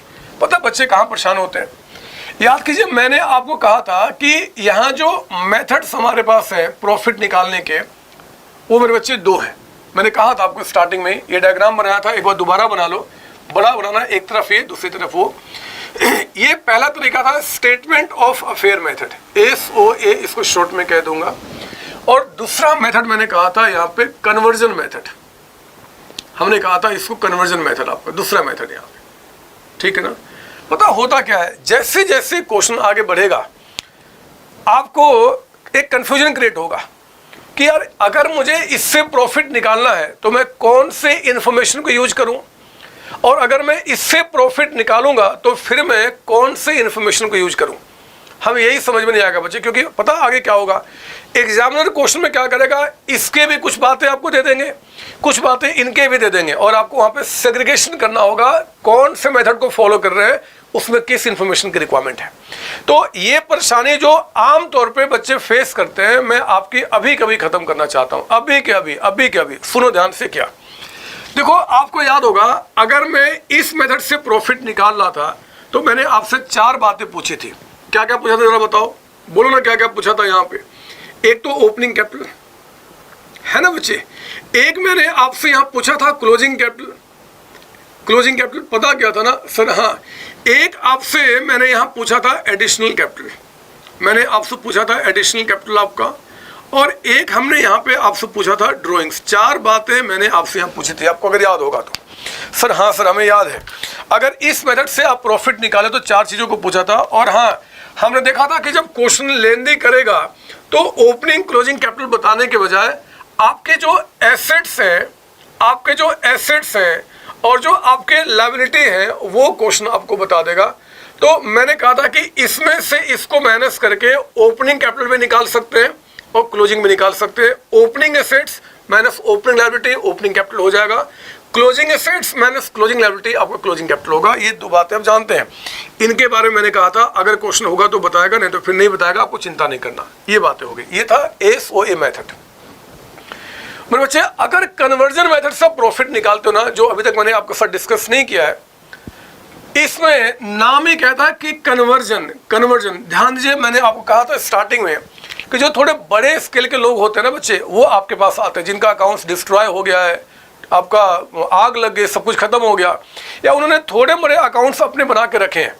वो कहते हैं कि भैया आप एक काम करो, मेरा जो इनकम्प्लीट रिकॉर्ड्स है ना, इनकम्प्लीट, आप उसको पहले कंप्लीट रिकॉर्ड में कन्वर्ट करो। बहुत ध्यान से मेरी बात सुनेंगे। जो मेरा इनकम्प्लीट रिकॉर्ड्स है, आप इसको पहले कंप्लीट रिकॉर्ड्स में कन्वर्ट करो, यानी कि प्रॉपर मेरा अकाउंटिंग करो। और वो कहते हैं कि कंप्लीट में कन्वर्ट करने के बाद प्रॉफिट को निकालने के लिए आपको मेरा trading account and profit loss account बनाना है।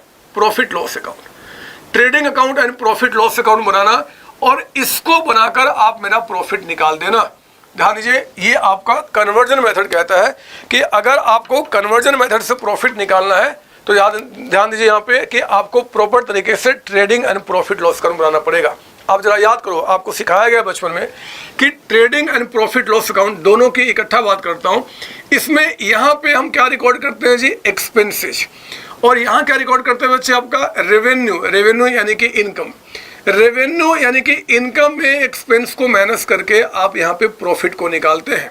आप याद कीजिए, ट्रेडिंग प्रॉफिट लॉस अकाउंट आपने बचपन में सीखा हुआ है। है ना, हम यहाँ दोबारा उसको देख लेंगे जी आपका। तो उस ट्रेडिंग प्रॉफिट लॉस अकाउंट में जब हम आपका प्रॉफिट निकालते हैं बाय कन्वर्जन मेथड, तो हम ट्रेडिंग प्रॉफिट लॉस अकाउंट को बनाते हैं। आप बड़े ध्यान से देखो, इस मेथड में यहाँ पे कोई भी हमने एक्सपेंस इनकम की बात नहीं की। और अगर आप और ध्यान दोगे तो जितने सारे आइटम मैंने यहाँ पर रिकॉर्ड किए ना बच्चे, ये सारे आइटम जो है, सारे जो इन्फॉर्मेशन है वो आपके बैलेंस शीट से निकल कर आते हैं, बैलेंस शीट से, है ना। बैलेंस शीट में ही आपका एसेट्स होगा, लायबिलिटी आपका होगा, इससे निकल के आएगा बैलेंस शीट से आपका। लेकिन यहाँ पे जो आप इन्फॉर्मेशन यूज कर रहे हो, आपके एक साल के जो हमारे एक्सपेंसेज है, हमारे रेवेन्यू यानी कि जो इनकम है, हम उससे प्रॉफिट निकाल रहे हैं। इस बात की गारंटी है कि प्रॉफिट आप इससे निकालो चाहे इससे निकालो, both will give the same answer, दोनों से सेम, क्योंकि एक ही काम करने के दो तरीके हैं। तो मैं ज़्यादा समय बर्बाद करने के बजाय ना, मैंने खास आपके लिए बच्चे क्वेश्चन बनाया हुआ है। एक बार जरा वो क्वेश्चन देखते हैं। उस क्वेश्चन को करने के बाद 99% आपके दिमाग में इस बात की क्लियरिटी आ जाएगी कि हमें यहाँ पे किस इंफॉर्मेशन को यूज करना और यहाँ पे क्या हमने यूज करना है। आप चिंता नहीं करना। जरा आओ मैं आपको दिखाऊं ये क्वेश्चन कैसे निकल के आएगा। आपको पेशेंस वाइज मेरी बातें सुननी है और ध्यान देना, आपको अच्छा लगना शुरू हो जाएगा। जरा आप अपने बुक में आइए, क्वेश्चन नंबर 18 क्वेश्चन आपका, है ना। कई एग्जाम में ये क्वेश्चन आ चुके हैं बच्चे, कई एग्जाम में, और यहाँ से एग्जामिनर आपका चेक करता है कि सचमुच में बच्चे के पास कॉन्सेप्ट है कि नहीं। तो मैं आपको समझाऊंगा, थोड़ी सी आपके दिमाग में अगर वीकनेस है अकाउंट्स को लेकर, वो भी दूर होते चले जाएंगे, ठीक है ना। तो जरा आ जाओ 18 नंबर। सर बीच के क्वेश्चन नहीं कराऊंगा बच्चे, सारे क्वेश्चन कराऊंगा, आप चिंता ना करो। मैं इसको मिटा दूँ, लिख लिया आप लोगों ने, ये लिख लिया आप लोगों ने, इसको कॉपी करना था सर, हाँ हमने लिख दिया। तो लो मैं इसको हटाता हूँ और मैं आपको दिखाता हूँ कि दोनों ही मेथड में हम कैसे कैसे प्रॉफिट निकालेंगे। आपको अच्छा लगेगा, आपको अच्छा लगेगा। चलो मैं शुरू करता हूँ। आप एक काम करना, 18 क्वेश्चन को बहुत स्लोली मेरे साथ सुनना। क्या बता रहा है, हम जब क्वेश्चन को पढ़ते ना बच्चे, खासकर सिंगल एंट्री का, तो क्वेश्चन को पढ़ते समय आप आंसर के बारे में नहीं सोचना कि हमें करना क्या, बस मेरे साथ क्वेश्चन इंटरप्रेट करो, आपको अच्छा लगेगा। सुनिए क्वेश्चन क्या बता रहा है। 18 नंबर कहता है कि 1 जनवरी 2006, बहुत पहले की बात है। कहता है कि 1 जनवरी 2006 को mister x started a business with capital 15 lakh. Low, question ने कहा कि इस साल ही आपने बिजनेस स्टार्ट किया है और आपने कैपिटल 15 लाख के साथ, यानी कि आपको ओपनिंग कैपिटल बता दिया। साल के स्टार्टिंग कैपिटल कितना है? 15 लाख रुपए। ऑन द सेम डेट ही purchase a building for 4 lakh rupees, furniture for 2 lakh rupees, ठीक है। He also purchased goods costing 150 on cash basis and goods costing 1 lakh on credit basis. ध्यान से एक minute. He purchased goods costing 1.5 lakh cash पे, 1.5 लाख का goods उसने cash पे purchase किया बच्चे। आपको पता है जब गुड्स हम कैश पे परचेज करते हैं तो परचेज अकाउंट डेबिट करते हैं, यानी कि एक्सपेंस दिखाते हैं, एंड टू कैश अकाउंट। फिर कहता है कि 1 लाख का आपने क्रेडिट पे परचेज किया है। तो जब क्रेडिट पे गुड्स परचेज किया तो परचेज एक्सपेंस बढ़ गया और क्रेडिटर्स बढ़ जाते हैं, ये बात आप जानते हैं। आगे पढ़ना। ही सोल्ड ऑल गुड्स, करेंगे आप अंडरलाइन ऑल गुड्स को, कीजिए अंडरलाइन ऑल गुड्स को। ही sold all goods for 7.5 lakh रुपए। अरे सारे गुड्स बेच दिया। इसका मतलब कि जब क्लोजिंग बैलेंस शीट बनाने की अगर नौबत आ जाए इस क्वेश्चन में, तो क्लोजिंग स्टॉक नहीं आएगा। क्योंकि क्लोजिंग स्टॉक का मतलब क्या होता है कि जो हमने परचेज किया, क्लोजिंग स्टॉक का मतलब होता है जो परचेज किया उसमें से जितना बिक गया, ठीक है, जो बच गया उसको क्लोजिंग स्टॉक कहते हैं। लेकिन यहाँ तो कुछ बचा ही नहीं है, सारे बिक गए आपका 7.5 लाख में, ठीक है, गुड्स बिक गया। कहता है कि आउट ऑफ विच, जिसमें से 4.5 लाख रुपए कैश पे, 4,50,000 का सेल्स हुआ मेड ऑन कैश बेसिस। तो चलो बताओ, आउट ऑफ 750, 450 कैश पे, तो बाकी क्रेडिट पे कितना हो गया? 3 लाख का अमाउंट। 3 लाख का सेल्स हमने किया क्रेडिट पे। आगे पढ़ना। ही पेड 70,000 टू हिज क्रेडिटर्स। एक मिनट, उसने क्रेडिटर्स को 70 पे किया है और 10,000 का डिस्काउंट भी रिसीव किया है। एक मिनट स्लो, बस क्वेश्चन में समझ रहा हूँ, मेरी बात सुनना जरा। फिर से पढ़ो क्वेश्चन का second line, sorry third line starting में, एंड से पढ़ना, या एक काम करो क्वेश्चन का सेकेंड लाइन पढ़ो बीच से जरा। ही ऑल्सो परचेज, मिला आपको? सर हाँ। He also purchase goods costing 1.5 lakh on cash and goods costing 1 lakh on credit. बच्चे 1 लाख का गुड्स हमने क्रेडिट पे परचेज किया था। तो जब गुड्स हमने 1 लाख का परचेज किया तो हमें क्रेडिटर को 1 लाख का पेमेंट करना था।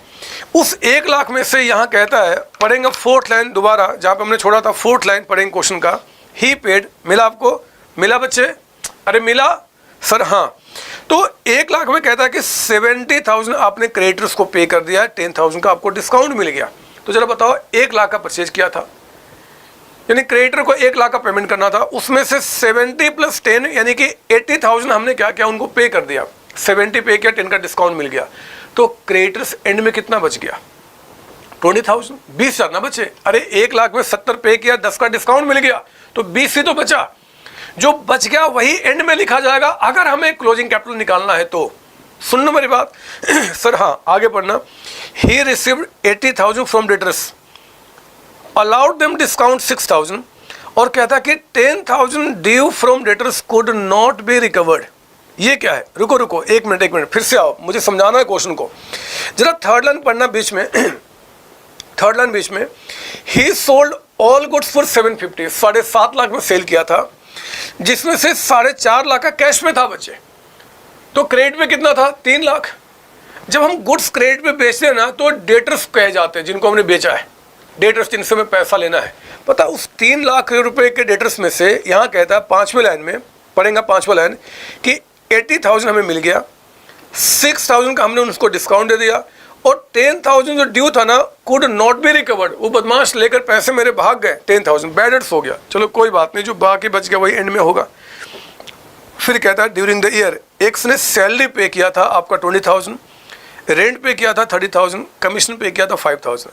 सैलरी पे करना, रेंट पे करना, कमीशन, ये हमारे एक्सपेंसेज होते हैं, आप ये बात जानते हैं। 1 अक्टूबर 2006 को x had also taken a loan of 3 lakh from his bank.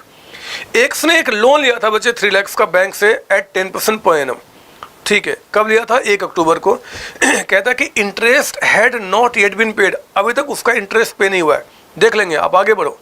1 दिसंबर को ही further introduced 1 lakh as is capital, this is additional capital. मैंने कहा था एडिशनल कैपिटल ड्राइंग्स जब होगा तो क्वेश्चन पक्का बताएगा, नहीं तो फिर नहीं बताएगा। वो कह रहा है कि 1 लाख आपने बिजनेस में एडिशनल कैपिटल दिया है जी दिसंबर में, और कहता है कि एंड ऑफ 2006 यानी कि एंड में सैलरी ड्यू है बट नॉट पेड, ड्यू है बच्चे लेकिन पे नहीं किया, कितना? 12,000। रेंट भी कहता है कि बकाया आपका 8,000, बोलता है कि डेप्रिशिएट करो, फिक्स सेट फॉर 10%, और बोलता है कि calculate profit from various methods. बताओ ना कितने मेथड होते हैं सर? 2। कौन कौन से? SOA method, statement of fair, दूसरा कन्वर्जन मेथड। मेरे बच्चे दोनों से निकालना है, दोनों से। चलो मैं दोनों से निकालता हूं, देखता हूं क्या निकल के आएगा। आप मुझे पहले बताओ, मैं पहले SOA मेथड से निकाल दूं या कि कन्वर्जन मेथड से? आप जिससे बोलोगे वही काम करूंगा। बोलो किससे मन कर रहा है?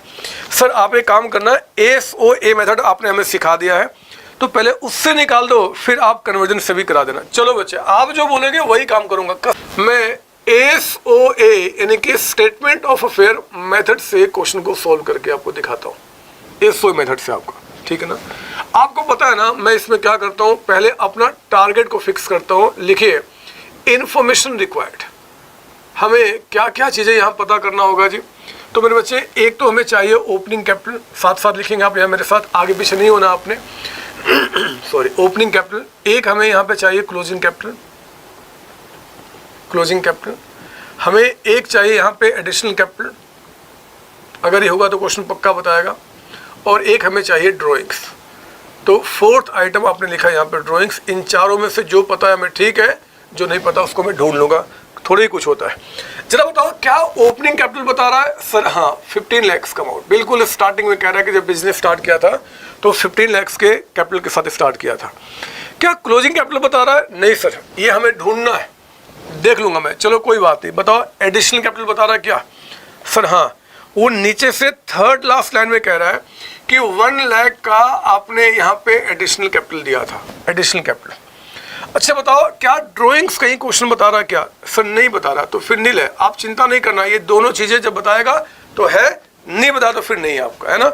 हमारा काम पूरा हुआ। सिर्फ मेरे बच्चे हमारा जो टारगेट है ना वो एक जगह चला गया, कहाँ पे? Closing capital.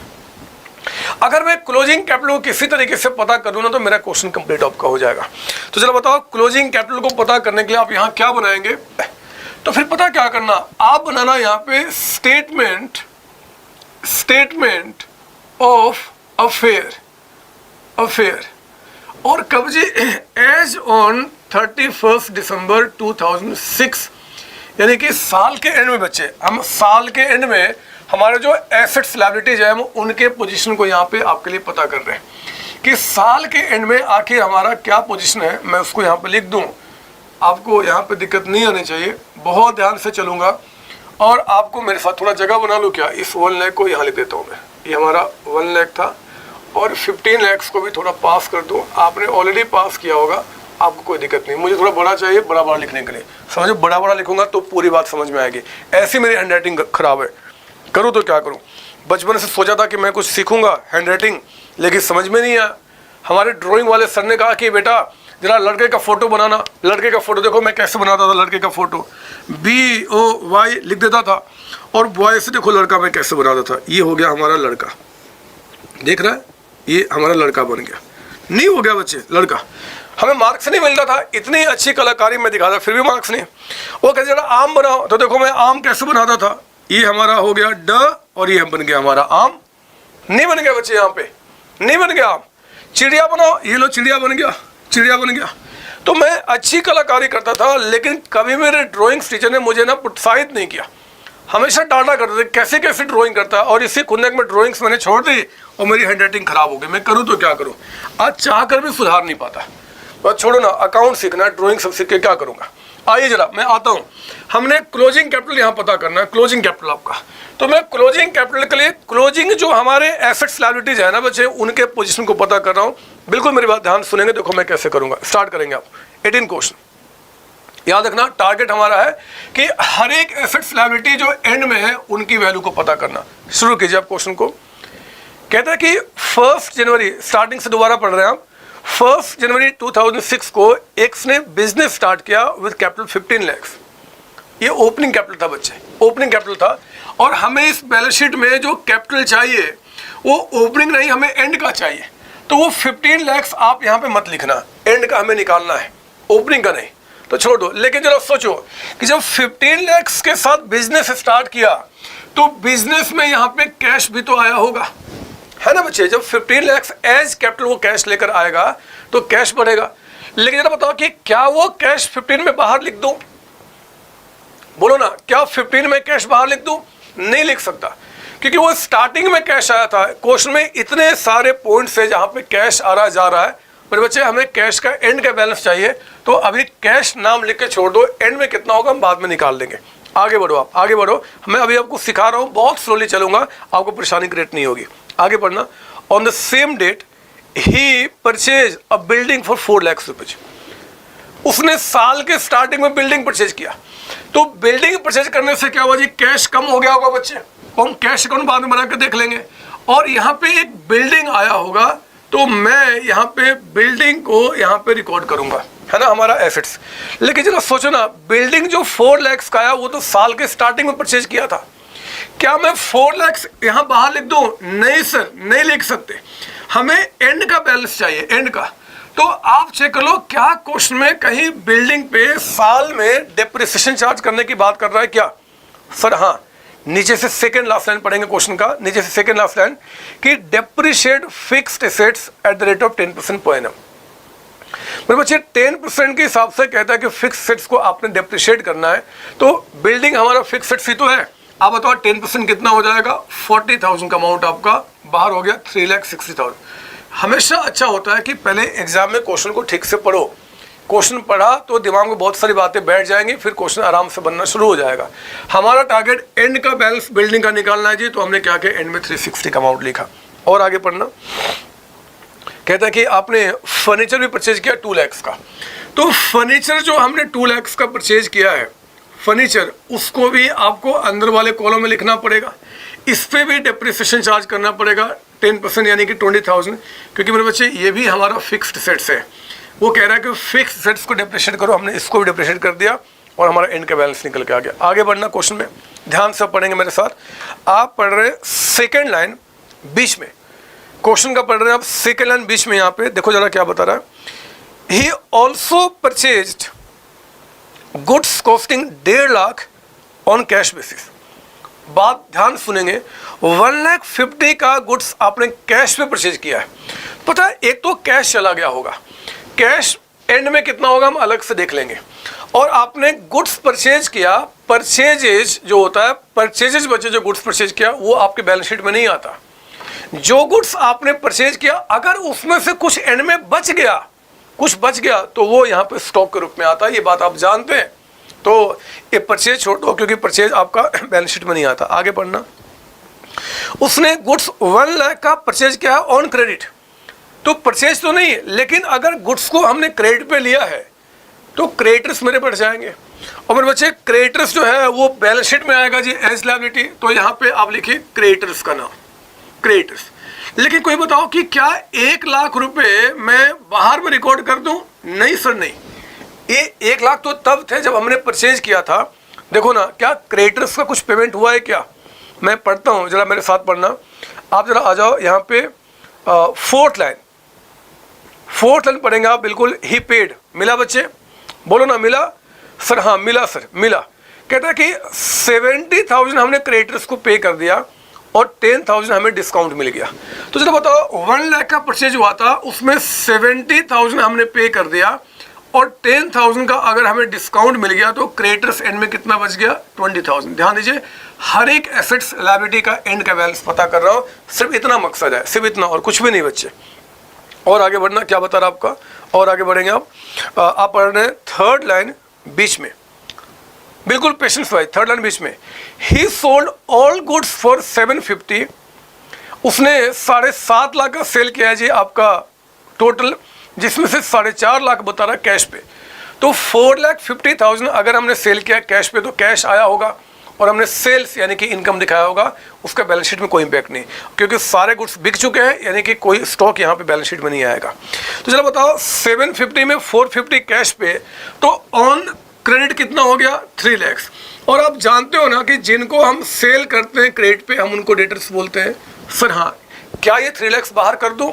नहीं सर, नहीं, क्योंकि आप देखो, ये तो 3 लाख तब था जब हमने सेल किया था। क्या हमने कुछ पेमेंट रिसीव किया है क्या इनसे? तो मैं आपको दिखाऊं, 1 2 3 4 5, 5वां लाइन आप चेक करेंगे। ऊपर से 5वां लाइन क्या बता रहा है कि ही रिसीव 80,000 फ्रॉम डेटर्स। पता है, इस 3 लाख में कहता है कि 80,000 का जो अमाउंट है वो हमने डेटर से रिसीव कर लिया, और 6,000 का हमने उनको डिस्काउंट दे दिया, डेटर्स कम हो जाएंगे। यही नहीं, वो बदमाश 10,000 के जो डेटर्स है ना, वो हमारे पैसे भी लेकर भाग गए, तो 10,000 हमारा बैड डेट्स हो गया। तो जरा बताओ, अब डेटर्स एंड में कितना रहा? जरा बताइए, एंड में कितना? तो 3 लाख रुपीज़ का जो अमाउंट था बच्चे, इसमें से 80,000 हमें मिल गया है, हम डेटर्स को कम करके कैश बढ़ा देंगे।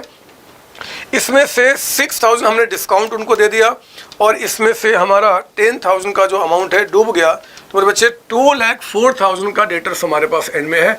आप प्लीज़ ध्यान दीजिए, मैं हर एक एसेट्स लायबिलिटी के एंड को बैलेंस पता कर रहा हूँ, तब जाके एंड का कैपिटल निकल के आएगा। पिछले वाले क्वेश्चन में एंड का बैलेंस बता रहा था, हमें कुछ दिक्कत नहीं आई थी, बट यहाँ पे सब कुछ हमें निकालना पड़ रहा है। और आगे बढ़ेंगे, और आगे बढ़ेंगे। तो मैं अब पढ़ूँगा, कहाँ से पढ़ूँ मैं? अब जरा आ जाओ 1 2 3 4 5 6 लाइन, 5 तक लाइन तो सारी बातें हो चुकी हैं। 6 में जाइए, जरा आइए, ड्यूरिंग द ईयर से पढ़ेंगे मेरे साथ। ड्यूरिंग द ईयर, ऊपर की बातें सारी हो चुकी है बच्चे। कहते हैं कि ड्यूरिंग द ईयर एक ने सैलरी पे किया। सैलरी पे करना थोड़े यहाँ पे आएगा, सैलरी हमारा एक्सपेंस होता है, और हाँ पे किया होगा, कैश चला गया होगा, हम कैश में से माइनस कर देंगे, देख लेंगे बाद में।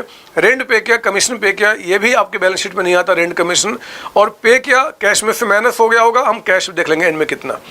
1 अक्टूबर 2006, ध्यान से, एक्स ने एक लोन लिया था 3 lakh from the bank.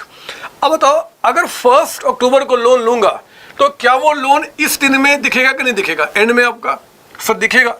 Loan आपने साल के बीच में लिया तो यहाँ भी तो दिखेगा। तो आप क्या करो, यहाँ लिखो, एक लायबिलिटी है जी, loan from bank. Loan from bank, जरा बताओ आपने लोन कितने का लिया था? सर लोन था 3 लाख का, यहाँ लिखे 3 लाख का अमाउंट, लोन आपका 3 लाख का हो गया, ठीक है ना।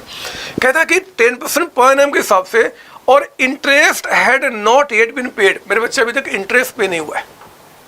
हमारा अकाउंट्स कहता है कि इंटरेस्ट पे नहीं हुआ। जरा देखो यहाँ पे, ये डायग्राम आपको नहीं बताना, ईयर एंडिंग हो रहा है 31 दिसंबर को, आपने लोन लिया था 1 अक्टूबर को। तो जरा बताओ कितने महीने का इंटरेस्ट बना जी? अक्टूबर नवंबर दिसंबर, 3 महीने का। 3 महीने का जो इंटरेस्ट है, कहता है कि अभी तक हमने उसको पे नहीं किया है। 3 मंथ्स का जो इंटरेस्ट निकल के आया, that interest we have not paid.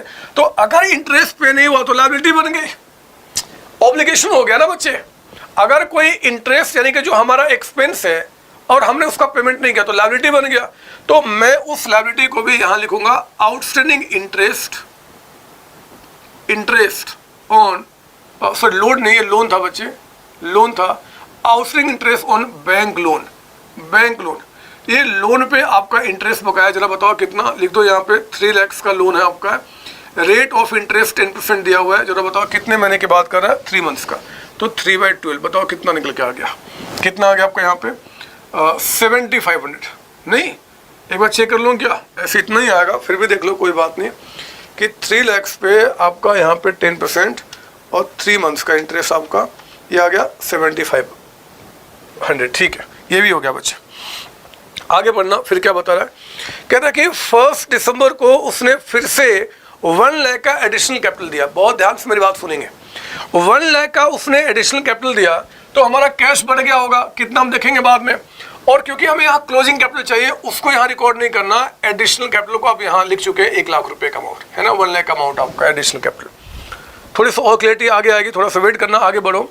कहता है कि एट द एंड ऑफ 2006, साल के एंड में सैलरी ड्यू है बट नॉट पेड आपका 12,000 की सैलरी ड्यू है बच्चे। जरा बताओ, सैलरी ड्यू है मतलब पे करना है, अभी तक हमने पे नहीं किया, लायबिलिटी बन गया। जब भी आपके ऊपर कोई ऑब्लिगेशन आएगा ना, obligation that becomes your liability आपका, तो आपने क्या करना, यहाँ पे आउटस्टैंडिंग सैलरी आपका यहाँ रिकॉर्ड किया जाएगा एज लायबिलिटी। जरा बताओ अमाउंट कितना बता रहा है यहाँ पे, सर आउटस्टैंडिंग सैलरी जो है ना ये 12,000 का अमाउंट बता रहा है, लिखो यहाँ पे 12,000 का अमाउंट आपको, ठीक है ना। फिर आगे पढ़ना, रेंट भी कहता है कि अभी आउटस्टैंडिंग है, ये भी लायबिलिटी हो गया। तो आपका आउटस्टैंडिंग रेंट, हमें लैंडलॉर्ड को जो रेंट इस बार का पे करना था, नहीं पे किया अभी तक, लायबिलिटी हो गया, कितना 8,000। अगर पे हो गया होता तो कैश में से माइनस हो जाता, नहीं पे किया तो लायबिलिटी बन गया। और कहता है कि डेप्रिशिएट फिक्स्ड, डेप्रिसिएशन चार्ज हो चुका है ना। हमने क्या किया बच्चे, एक एक आइटम जो हमारे पास है उन सब का हमने एंड का बैलेंस पता कर लिया। मैं बड़े आसानी से अपने कैपिटल को पता कर सकता हूँ बैलेंसिंग फिगर से कि हमारा एंड में कितना है, बशर्ते कि मुझे किसी तरीके से कैश का क्लोजिंग बैलेंस पता चल जाए, मेरा काम हो जाएगा। तो अब मैं कैश के क्लोजिंग बैलेंस को पता करता हूँ। कितना मजा आ रहा है इस चैप्टर में, कुछ है ही नहीं। हमारा टारगेट क्या है जी कि हमें हर एक चीज़ का एंड का बैलेंस पता करना है। तो मैं अब एक काम करना शुरू करूंगा, मैं एंड का यहाँ पे कैश निकालूं। कैसे, देखो मैं ऐसे भी कर सकता था, ये प्लस माइनस करना जैसे हमने इसमें दिखाया, यहाँ दिखाया, लेकिन कैश में बहुत सारी बातें हैं। तो मैं एग्जाम में क्या करूंगा, वर्किंग नोट्स में यहाँ पे कैश अकाउंट बनाकर मैं एग्जामिनर को दिखा दूंगा कैश अकाउंट। इस कैश अकाउंट में क्या करूंगा, जितनी सारी बातें कैश की है, मतलब कैश का आना और कैश का जाना, वो सारी बातें मैं यहाँ रिकॉर्ड कर दूंगा, मेरा काम पूरा हो जाएगा, है ना। एक साल में कितने कैश आए हैं, कितने कैश गए हैं, उसको यहाँ रिकॉर्ड कर दूंगा, मेरा क्वेश्चन कंप्लीट हो जाएगा। आओ जरा शुरू करता हूँ, देखता हूँ कैश में क्या क्या निकल के आता है। पढ़िए मेरे साथ यहाँ पे क्वेश्चन, आप क्वेश्चन पढ़ेंगे, कैश की बात इस पर करेंगे। आपको पता ना कैश हमारा एसेट्स होता है बच्चे, कैश हमारा एसेट्स होता है और एसेट्स का ओपनिंग बैलेंस डेबिट में होता है, ये बात पता है। जितने भी एसेट्स होते हैं they always have debit balance. एक और खास बात, जिनका ओपनिंग बैलेंस डेबिट में होता है उनका बढ़ना हम डेबिट करते हैं, घटना क्रेडिट करते हैं। सुनो, कमजोर दिल वाले, मतलब कमजोर अकाउंट्स वाले, मैंने कुछ बताया आपको कि जितने भी एसेट्स होते हैं ना बच्चे, उन सबका ओपनिंग बैलेंस डेबिट में होता है। सबका ओपनिंग बैलेंस कहाँ होता है, डेबिट में। ओपनिंग बैलेंस यहाँ पे डेबिट में आपका होता है। जिसका ओपनिंग बैलेंस डेबिट में होता है उनका बढ़ना हम डेबिट करते हैं और घटना क्रेडिट करते हैं। पूरे अकाउंटेंसी में ये चलेगा काम आपका, ठीक है ना। तो यहाँ पे ओपनिंग बैलेंस ऑफ कैश तो नील है, लिखो चाहे ना लिखो आपका, क्योंकि बिजनेस इस साल ही शुरू किया हमने, तो हमने ओपनिंग कैश नील कर दिया। बाकी बातें मैं लिखना शुरू करता हूँ। आओ जरा पढ़ेंगे क्वेश्चन। हमारा मकसद है कैश को ढूंढना। कैश पढ़िए स्टार्टिंग से। 1 जनवरी को एक्स ने बिजनेस स्टार्ट किया विद कैपिटल 15 लाख। तो जरा बताओ 15 लाख का बिजनेस में कैश आया कि चला गया, बोलो ना, आया कि चला गया। सर आया है, पता ना आपको। चलो एक और भी नाम देते हो, यहाँ पे रिसिट्स है, कैश का रिसिट्स यानी कि आना यहाँ रिकॉर्ड करते हो आप, और कैश का जाना यानी कि पेमेंट आप यहाँ रिकॉर्ड करते हो, है ना। कैश का आना, कैश का जाना आपका।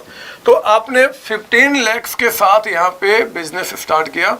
लिखिए 15 लाख कैश में, आपने कहा टू कैपिटल, है ना, टू कैपिटल के नाम पे 15 लाख रुपए कैश आए।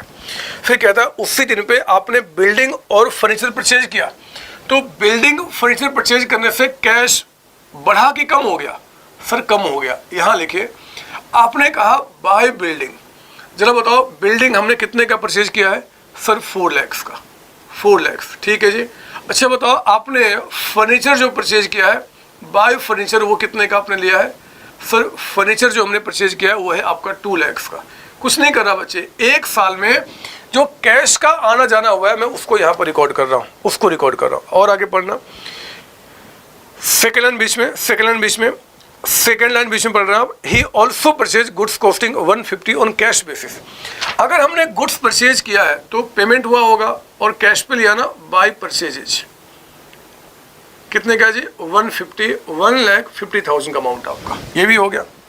फिर कहता है कि आपने गुड्स कॉस्टिंग 1 लाख परचेज किया है ऑन क्रेडिट।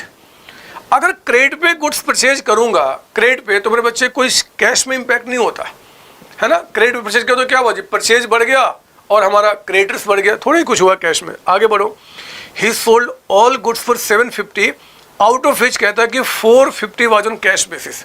अगर 450 पे गुड्स बेचा हमने कैश पे, तो कैश आया होगा। लिखिए यहाँ पे 2 सेल्स या 2 कैश सेल्स, कुछ भी लिख सकते हैं। 4,50,000 कैश हमारे पास आया होगा। मैं जितने भी एक साल में कैश आए गए हैं उनको सिर्फ यहाँ रिकॉर्ड कर रहा हूँ कैश के बैलेंस को पता करने के लिए, ठीक है। तो 750 में 450 कैश हमारे पास आ गया। 3 लाख का सेल हमने क्रेडिट पे किया होगा, क्रेडिट पे करने से थोड़े कुछ कैश में इंपैक्ट होगा। आगे पढ़ना, 70,000 हमने क्रेडिटर्स को पे किया है। अब बताओ क्रेडिटर्स को पे किया तो क्रेडिटर्स बढ़ा कि कम हो गया? सर कम हो गया। क्रेडिटर्स को जरा बताओ कितना हमने पे किया है? 70,000 का अमाउंट आपका यहाँ रिकॉर्ड कर लिया हमने, 70,000। हमने 10,000 का डिस्काउंट भी रिसीव किया। पर बच्चे डिस्काउंट रिसीव करने से यहाँ पे कैश पे कोई इंपैक्ट नहीं पड़ता। डिस्काउंट का मतलब क्या कि क्रेडिटर्स कम हो गए, डिस्काउंट एक्सपेंस बढ़ गया, कैश थोड़े गया हमारे पास से, कुछ कैश थोड़े गया हमारे पास से। फिर कहता है 5वीं लाइन में 80,000 आपने डेटर से रिसीव किया है। अगर हमने डेटर से रिसीव किया है तो कैश हमारे पास आए हैं। आप यहाँ लिखेंगे 80,000 का अमाउंट, 80,000 हमने यहाँ पर रिसीव किया। आगे पढ़ना, और क्या बता रहा आपको यहाँ पे, कहता है कि 6,000 डिस्काउंट दे दिया डेटर्स ने। अरे डेटर्स ने अगर हमें डिस्काउंट दिया है तो डेटर्स कम हो गए, कैश थोड़े कुछ कम हो जाएगा। समझ लो मेरी बात, अगर डेटर्स ने हमें डिस्काउंट दिया तो डेटर्स कम होंगे ना बच्चे, कैश थोड़े कम हो जाएगा कि डिस्काउंट दिया तो कैश हमने दे दिया जी। नहीं सर, कुछ भी कैश में नहीं होगा। 10,000 कहता है कि डेटर्स डूब गए, बैड डेट्स हो जाना, तो बैड डेट्स के होने से डेटर्स डूब जाते हैं। जिनसे हमें पैसा लेना था उन्होंने पैसा पे नहीं किया, कैश थोड़े डूबा है, डेटर्स डूब गए, कैश अकाउंट में नहीं आएगा। समझो मेरी बात, बैड डेट्स जब होता है तो डेटर्स डूब जाते हैं, कैश नहीं डूबता। यानी कि कैश जो पॉकेट में था वो चला गया, डेटर्स चले गए। आगे पढ़ना, ड्यूरिंग द ईयर कहता है कि उसने सैलरी पे किया है, रेंट पे किया है, कमीशन पे किया है, तो कैश चला गया। लिखो यहाँ पे by salary, bye rent, bye commission. आपने यहाँ पे 3 चीज़ें पे की हैं, आपने उसको रिकॉर्ड किया। जरा बताओ सैलरी के नाम पे कैश कितना पे किया हमने यहाँ पे? सर 20,000। अच्छा बताओ हमने रेंट के नाम पे कैश कितना पे किया है? 30,000। जरा बताओ हमने कमीशन कितना पे किया? 5,000, है ना। ये हमने क्या किया? पे कर दिया। तो ये कैश। सर आपने तो कहा था कि इस मेथड में कोई एक्सपेंस इनकम की रिकॉर्डिंग नहीं होगी। हाँ बच्चे हाँ, हमने कहा था, अभी भी कह रहा हूँ, मैं एक्सपेंस इनकम थोड़ा रिकॉर्ड कर रहा हूँ, मैं तो कैश के आने और जाने को रिकॉर्ड कर रहा हूँ।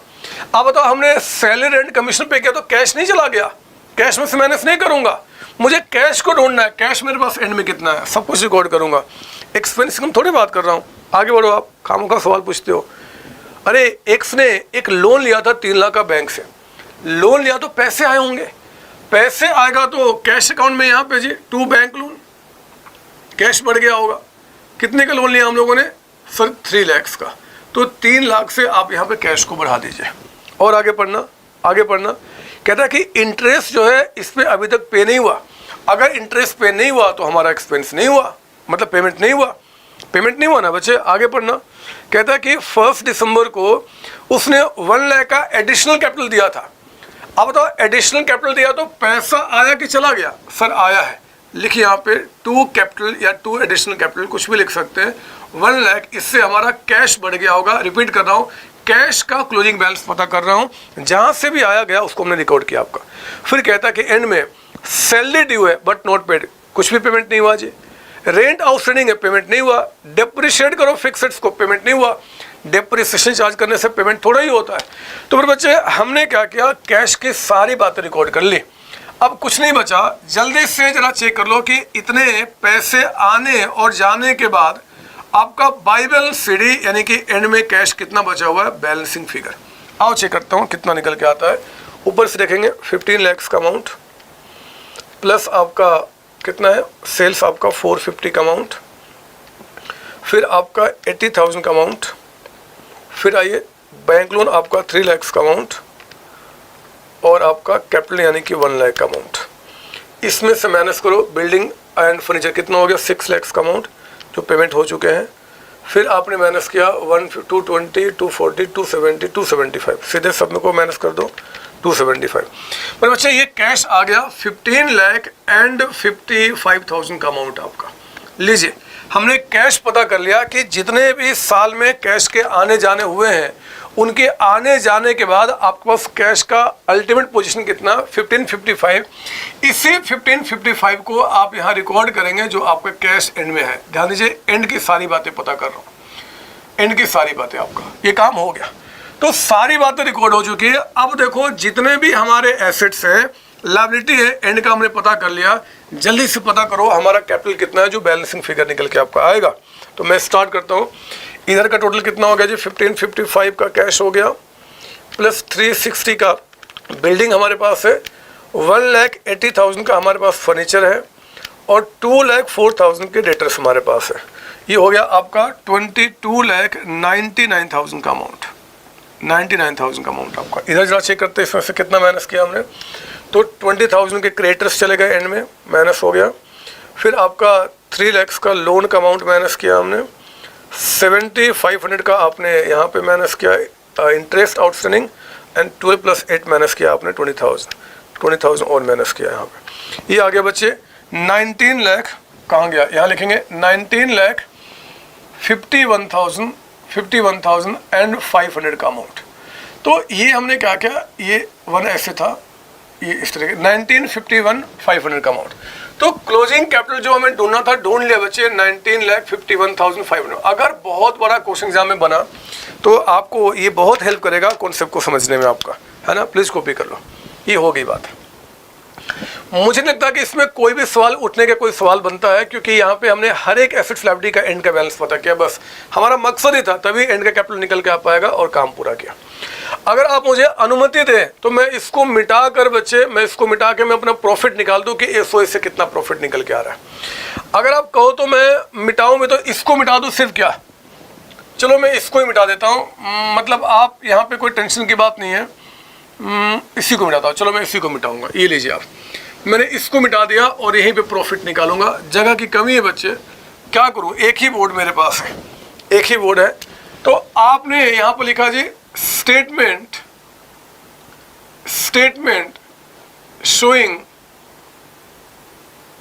Computation of profit oblique loss during the year. हमने क्या प्रॉफिट क्या लॉस कमाया है, आओ जरा हम उसको ढूंढ लें। तो चलो बताओ, क्वेश्चन में आपका क्लोजिंग कैपिटल अभी आपने निकाला। क्लोजिंग कैपिटल कितना बता रहा है जी आपका यहाँ पे, क्लोजिंग कैपिटल ये देखो 19,51,500 का अमाउंट।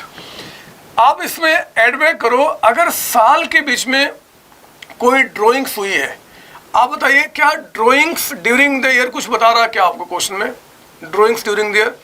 नहीं सर, ड्राइंग्स नील है यहाँ पे। तो जो नील है उसको लिखो चाहे ना लिखो फर्क नहीं पड़ता, बट मैं समझा रहा हूँ, मैं सारी बातें लिखूंगा। फिर अगर कोई एडिशनल कैपिटल है, एडिशनल कैपिटल अगर आपका है तो उस एडिशनल कैपिटल को आप यहाँ से हटाइए। देखो ना कितना बता रहा था, 1 लाख रुपए का अमाउंट, 1 लाख का अमाउंट आपका, 1 लाख है ना। उसको हमने क्या क्या माइनस कर दिया। फिर जो अमाउंट आएगा मैं उससे क्या बोलूंगा यहाँ पे, adjusted capital at the end, adjusted capital at the end. जरा बताओ कितना निकल के आ गया सर, ये हो गया 51,500 का अमाउंट, इसमें से माइनस कर दो आपका ओपनिंग कैपिटल, यानी कि साल के स्टार्टिंग का जो आपका कैपिटल है, कितना बता रहा आपको 15 लाख। हमने 15 लाख का अमाउंट यहाँ से हटा दिया।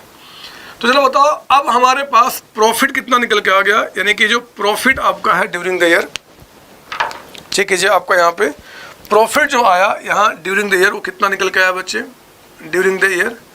सर प्रॉफिट निकल के आ गया, ये हो गया 3,51,500 का अमाउंट, यानी कि इस एक साल में इस फर्म ने, मिस्टर एक्स ने बच्चे आपका 3,51,500 का प्रॉफिट कमाया है। बात समझ में आ रही है? हमने कुछ नहीं किया, हमने आपका 4 टारगेट फिक्स किया, उसको पता किया, प्रॉफिट निकाल दिया। प्लीज यहाँ तो कॉपी करें। देखो एक बात है जो मुझे समझानी है, हो सकता है वो सवाल आपके दिमाग में नहीं उठ रहा होगा, बट फिर भी चाहता हूँ कि उठे ताकि आगे कॉन्सेप्ट क्लियर होगा। मेरी बात ध्यान सुनना क्या पता है, ये जो आपका क्लोजिंग, मैंने कैश मिटा दिया बच्चे, आपके पास कैश अकाउंट है, जरा उस पेज को पलटो और कैश अकाउंट को ध्यान से देखना, कैश अकाउंट को, कि आपने जब हमने यहाँ देखो जरा, मैं यहाँ से समझाऊँ पहले, नजर यहाँ, जब हमने क्लोजिंग कैपिटल निकाला था तो हमने क्लोजिंग कैश पता किया था, क्लोजिंग कैश पता किया था ना बच्चे। आप चेक करो उस क्लोजिंग कैश में, जरा बताओ क्लोजिंग कैश देखकर कि कैश अकाउंट में क्या ये एडिशनल कैपिटल जो 1 लाख था उसकी एंट्री आपने उसमें की थी कि नहीं की थी। देखो ना आपके कैश अकाउंट में जो 1 लाख रुपए का एडिशनल कैपिटल आया था, उससे कैश को आपने बढ़ाया कि नहीं बढ़ाया। सर बढ़ाया था। आप चेक करो कैश अकाउंट में लिखा हुआ है टू कैपिटल 1 लाख रुपए, तो क्लोजिंग कैपिटल आपका 1 लाख ज्यादा निकल के आया बच्चे। ये देखो क्लोजिंग कैपिटल जो है ना, इसके अंदर में एडिशनल कैपिटल का जो पैसा इसमें मिला हुआ है, तो इससे क्या हुआ कि अगर इसमें पैसा मिला हुआ है तो आपका क्लोजिंग कैपिटल क्या है जी 1 लाख ज्यादा है, मतलब इसमें भी एडिशनल कैपिटल मिला हुआ है। सुन लो मेरी बात, जब हमने एडिशनल कैपिटल से जो कैश आया था वो कैश हमने इसमें ऐड किया हुआ है और इसी को ऐड करके इसको माइनस करके हमने ये निकाला, तो मेरे बच्चे ये आपका इसमें एडिशनल कैपिटल मिला हुआ है। क्योंकि अगर मैं इसको 1 लाख से कम कर दूं तो ये कम हो जाएगा। 1 लाख से जो हमने बढ़ाया था एडिशनल कैपिटल से आपका, उससे क्या हुआ कैपिटल आपका बढ़ गया।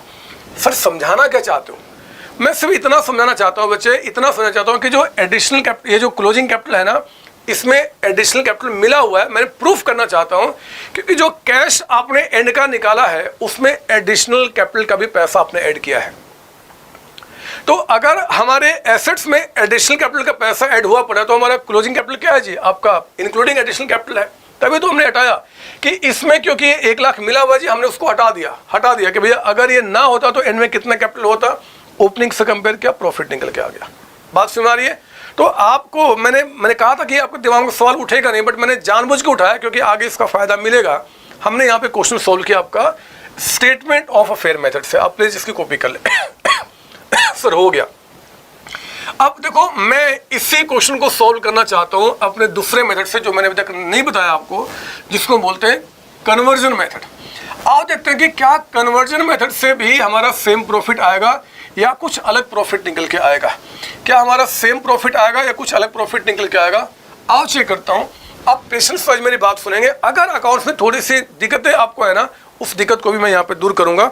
आपको मेरे साथ बातें सुननी है। लिखिए अब आपका अगला पेज लेंगे, नया पेज, बिल्कुल स्टार्टिंग से नया पेज, और लिखेंगे आप कन्वर्जन मेथड। आपका हमें इस क्वेश्चन को दोनों मेथड से सॉल्व करना है। कन्वर्जन मेथड आपको तो पता ही है कि कन्वर्जन मेथड में मैंने आपको बोला हुआ कि प्रॉपर तरीके से प्रॉफिट को निकालने के लिए हम यहाँ पे ट्रेडिंग अकाउंट बनाते हैं। ट्रेडिंग अकाउंट हमारा ये चला गया ऊपर का पार्ट, और फिर हमने ज़्यादा इसमें कुछ लिखना नहीं बच्चे, 2-3 नाम ही है।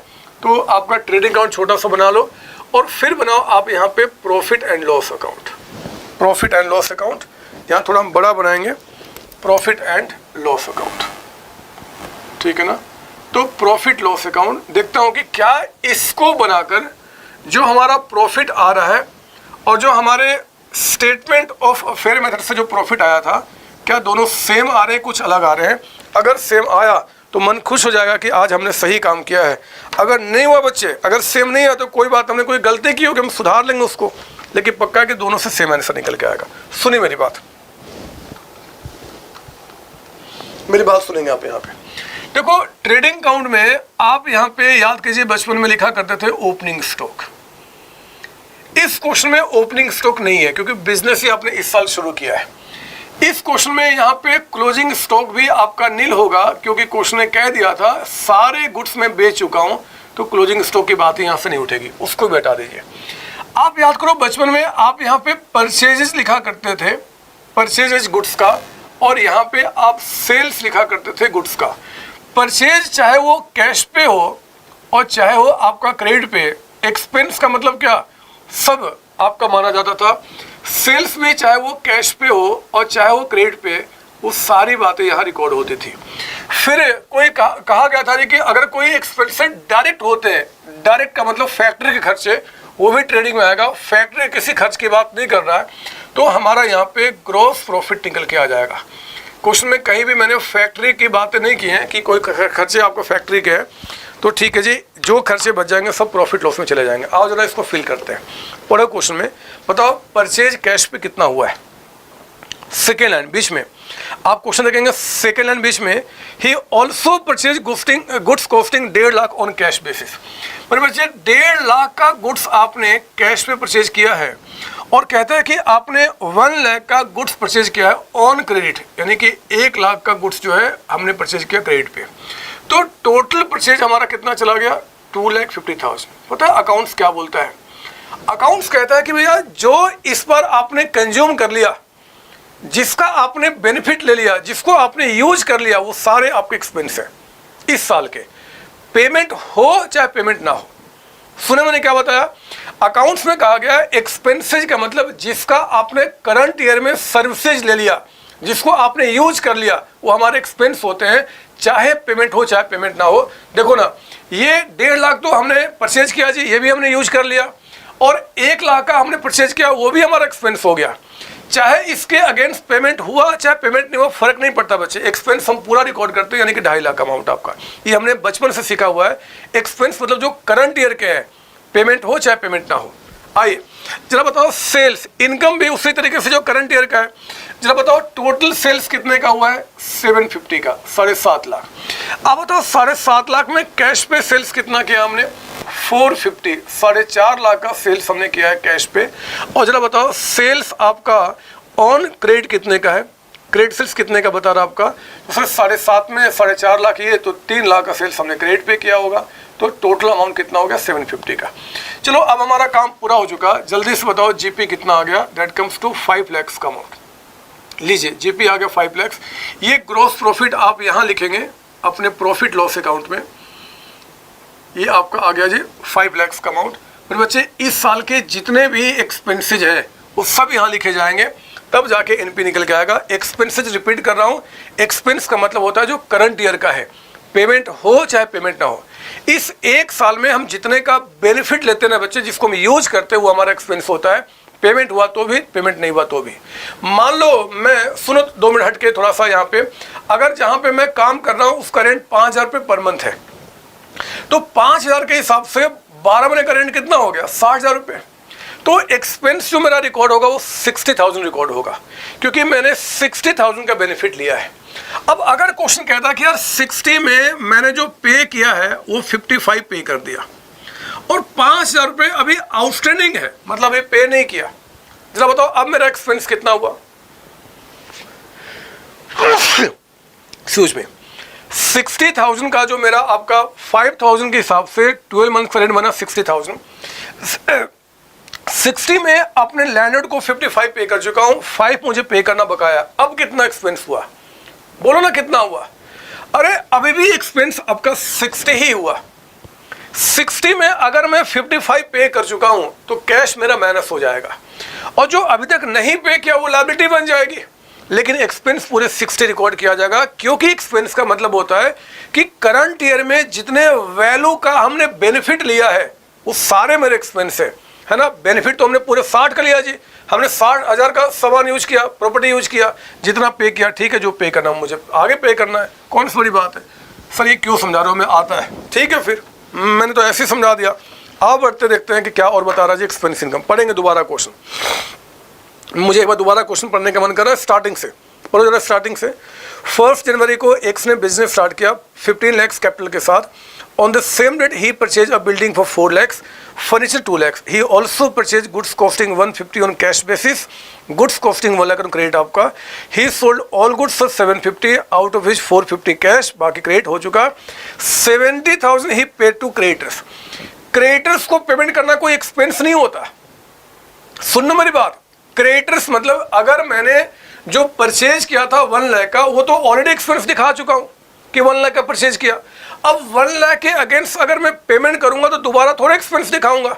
एक्सपेंस पूरा मैंने 1 लाख रिकॉर्ड कर दिया है, वो मेरा एक्सपेंस नहीं है, वो तो लायबिलिटी का पेमेंट हो गया. हाँ, 10,000 का हमें डिस्काउंट मिला है. तो बच्चे डिस्काउंट मिलना हमारा इनकम है, और आप इनकम को इस साइड रिकॉर्ड करते हैं. लिखिए यहाँ पे डिस्काउंट रिसीव्ड.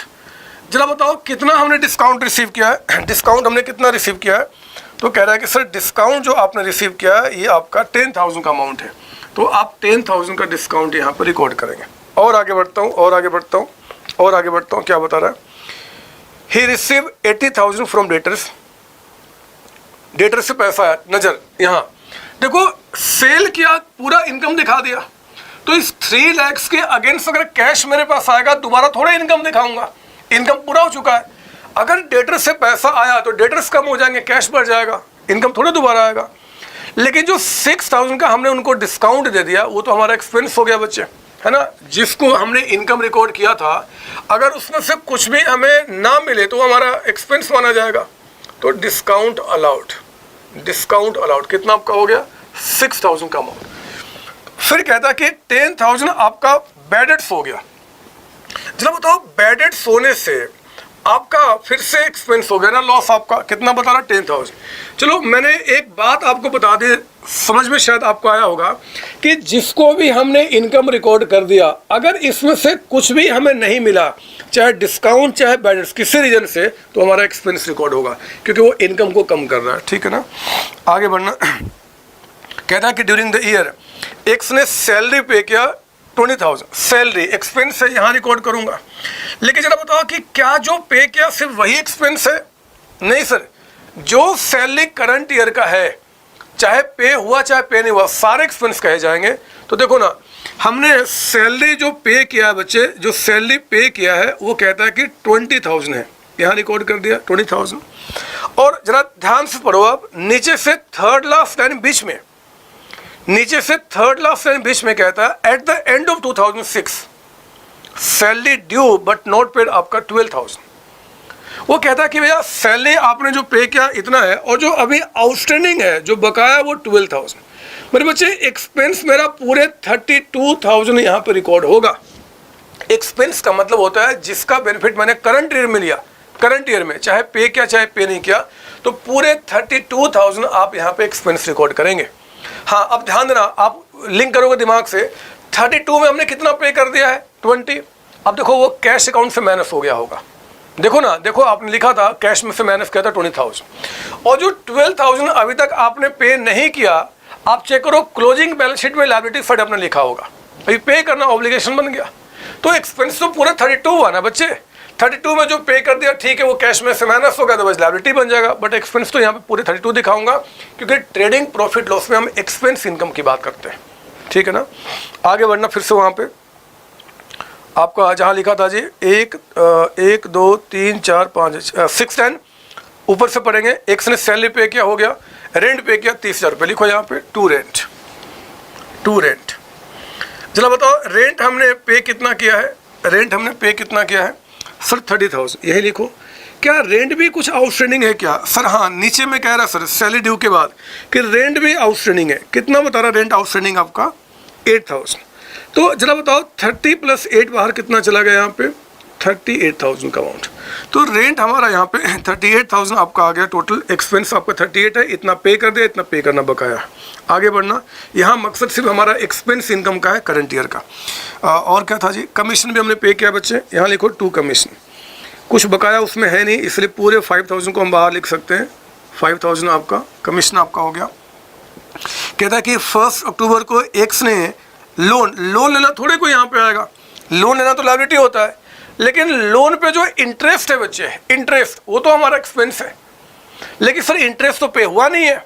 तो हमने कहा तो, अरे पे हुआ चाहे पे ना हुआ, आपने लोन का बेनिफिट लिया ना, करंट ईयर में लोन यूज किया ना, तो उसमें जो इंटरेस्ट पे करोगे वो एक्सपेंस होगा, चाहे पेमेंट हुआ चाहे पेमेंट नहीं हुआ। पे हुआ तो कैश में से माइनस हो जाएगा, नहीं तो फिर लायबिलिटी बन जाएगा, बट एक्सपेंस तो दिखाना पड़ेगा। यानी कि मेरे बच्चे आपको यहाँ पे इंटरेस्ट जो है, इंटरेस्ट ऑन बैंक लोन भी आपको यहाँ दिखाना होगा एक्सपेंस ग्रुप में। अमाउंट कितना था, 7500, याद कीजिए आपने रिकॉर्ड किया था। ये इंटरेस्ट क्योंकि पे नहीं हुआ था इसलिए बैलेंस शीट में चला गया था लायबिलिटी ग्रुप में। जब हमने बैलेंस शीट बनाया था वहाँ मतलब था जी सिर्फ एसेट्स लायबिलिटी से, यहाँ पे हमें 1 साल के एक्सपेंस इनकम को रिकॉर्ड करना है। और आगे बढ़ो, क्या बता रहा आपको यहाँ पे, वो कहता है क्वेश्चन में कि उसने 1 लाख का एडिशनल कैपिटल दिया, वो थोड़े बैलेंस शीट में आएगा, सॉरी प्रॉफिट लॉस में आएगा। फिर कहता है कि सैलरी ड्यू है, हो गया, रेंट हो गया, डेप्रिसिएशन चार्ज करने के लिए बोलता है। डेप्रिसिएशन हमारा एक्सपेंस होता है क्योंकि हम इसका बेनिफिट ले चुके हैं। लिखिए यहाँ पे डेप्रिसिएशन हमें चार्ज करना जी 2 चीज़ पे, एक तो बिल्डिंग पे भी कह रहा है चार्ज करो, बिल्डिंग, और एक आपका फर्नीचर। जरा बताओ बिल्डिंग आपने कितने का परचेज किया था सर, 4 लाख का, तो 10% यानी कितना चार्ज किया था आपने, पहले चार्ज किया बच्चे 40,000 और इसमें कितना 20,000, तो टोटल अमाउंट कितना आ गया आपका 60,000। लो सारे एक्सपेंस सारे इनकम यहाँ रिकॉर्ड हो चुके हैं। आप भगवान से प्रार्थना करना कि भगवान जो प्रॉफिट यहाँ निकल के आए वो इससे आप मैच करा देना। अगर मैच हो गया तो आपके सर ने बिल्कुल सही काम किया बच्चे, लेकिन अगर मैच नहीं हुआ तो आपने कुछ गलत काम किया होगा, सर ने थोड़े गलत काम किया होगा, कुछ कैलकुलेशन मिस्टेक हुआ होगा। आओ चेक करते हैं, ये हो गया 510, 5,10,000 का अमाउंट, तो 5,10,000 यहाँ लिखा। अब एक काम करो 5-10 में से इनको माइनस करो, कितना हो गया 16,000, यहाँ माइनस किया हमने। फिर आपका 32,000 का अमाउंट, फिर माइनस कीजिए 38,000, भगवान जी आंसर मिला देना प्लीज़। फिर आपका 12,500 का अमाउंट, भगवान जी आंसर मिला देना प्लीज़। और फिर माइनस किया आपने 60,000, भगवान जी प्लीज़ आंसर मिला देना। लो आपका सेम प्रॉफिट आ गया। यानी कि मेरे बच्चे यहाँ भी जो आपका नेट प्रॉफिट है वो आपका 3,51,500 का अमाउंट निकल के आया। ये सेम प्रॉफिट आ गया जो प्रॉफिट आपने यहाँ निकाला था। बिल्कुल हमने सही काम किया है। आप प्लीज़ कॉपी कर लो, प्लीज़ कॉपी कर लो। यहाँ पे हो गया सर, हो गया सर। ये तो मतलब आप कहना क्या चाहते हो, अब क्या कहूँ, अरे सारी बात तो मैंने कह दी क्वेश्चन के साथ। आपका हमने कह दिया कि statement of a fair method and conversion method में आपका सेम आंसर निकल के आएगा। स्टेटमेंट ऑफ फेयर मेथड में आपने क्या किया है कि वहाँ पे बैलेंस शीट में जो आइटम्स थे कैपिटल को लेकर, ओपनिंग क्लोजिंग एडिशनल ड्रॉइंग, उससे प्रॉफिट निकाला। इस मेथड में जब हम बात करते हैं कन्वर्जन मेथड का, तो कुछ नहीं, हमें ट्रेडिंग प्रॉफिट लॉस बनाना होता है। और क्योंकि वही क्वेश्चन है, वही सवाल है, तरीके दो अलग है। इससे जो प्रॉफिट आएगा सेम प्रॉफिट आपका यहाँ पे निकल के आएगा। कुछ नई बात थोड़ी कर रहा हूँ जी आपका, किसी भी क्वेश्चन में सर, हाँ किसी भी क्वेश्चन में, किसी भी क्वेश्चन में जहाँ पे प्रॉपर इन्फॉर्मेशन दोनों के दिए रहेंगे तो आप दोनों से प्रॉफिट निकालना सेम निकल के आएगा। ये हमेशा होगा, ये हमेशा होगा और हमेशा आपका होगा। आई बात समझ में, यहाँ पे बात समझ में आई सर? हाँ सर बात समझ में आई। चलिए आज हम इतनी बातें करेंगे बच्चे, इसके आगे हम अगली क्लास में कंटिन्यू करेंगे कुछ और अच्छे क्वेश्चन प्रैक्टिस के साथ। आपको सिर्फ एक काम करना है कि इसका प्रॉपर आपने रिवीजन कर लेना है। जब मेरी दूसरी क्लास में आप मिलेंगे तो आपका पूरा रिवीजन हो जाएगा। मैं आपको विश्वास दिलाऊंगा एक भी ऐसा कॉन्सेप्ट नहीं होगा जो आपको समझ में नहीं आएगा। और आप जहां भी बैठे हो आपको ध्यान रखना, कहीं भी परेशानी क्रिएट नहीं होगी। अगर इनकेस कोई होती है, जो चांस है कि बिल्कुल नहीं होगी बच्चे, फिर भी अगर होती है क्योंकि इतने सारे माइंड है, तो कोई बात नहीं, आप ना मुझे कॉल करके मुझे आप किसी भी सवाल का जवाब ले सकते हैं। आपको 4 × 9631597 पे आपने कॉल करके मुझसे आपसे जवाब लेना है। मुझे कभी परेशानी क्रिएट नहीं होगी, मैं हमेशा जवाब दूंगा। जो टाइम आपको पीरियड अलॉट किया रहेगा उस पीरियड में आप मुझे फ़ोन करके जितने सवाल पूछने हैं उतने पूछेंगे। मैं हमेशा आपके साथ खड़ा हूँ, हमेशा, क्योंकि मेरा जन्म ही आपके लिए हुआ है। तब तक आप सबको बच्चे bye bye tata, next time मिलते हैं। थैंक यू जी, थैंक यू।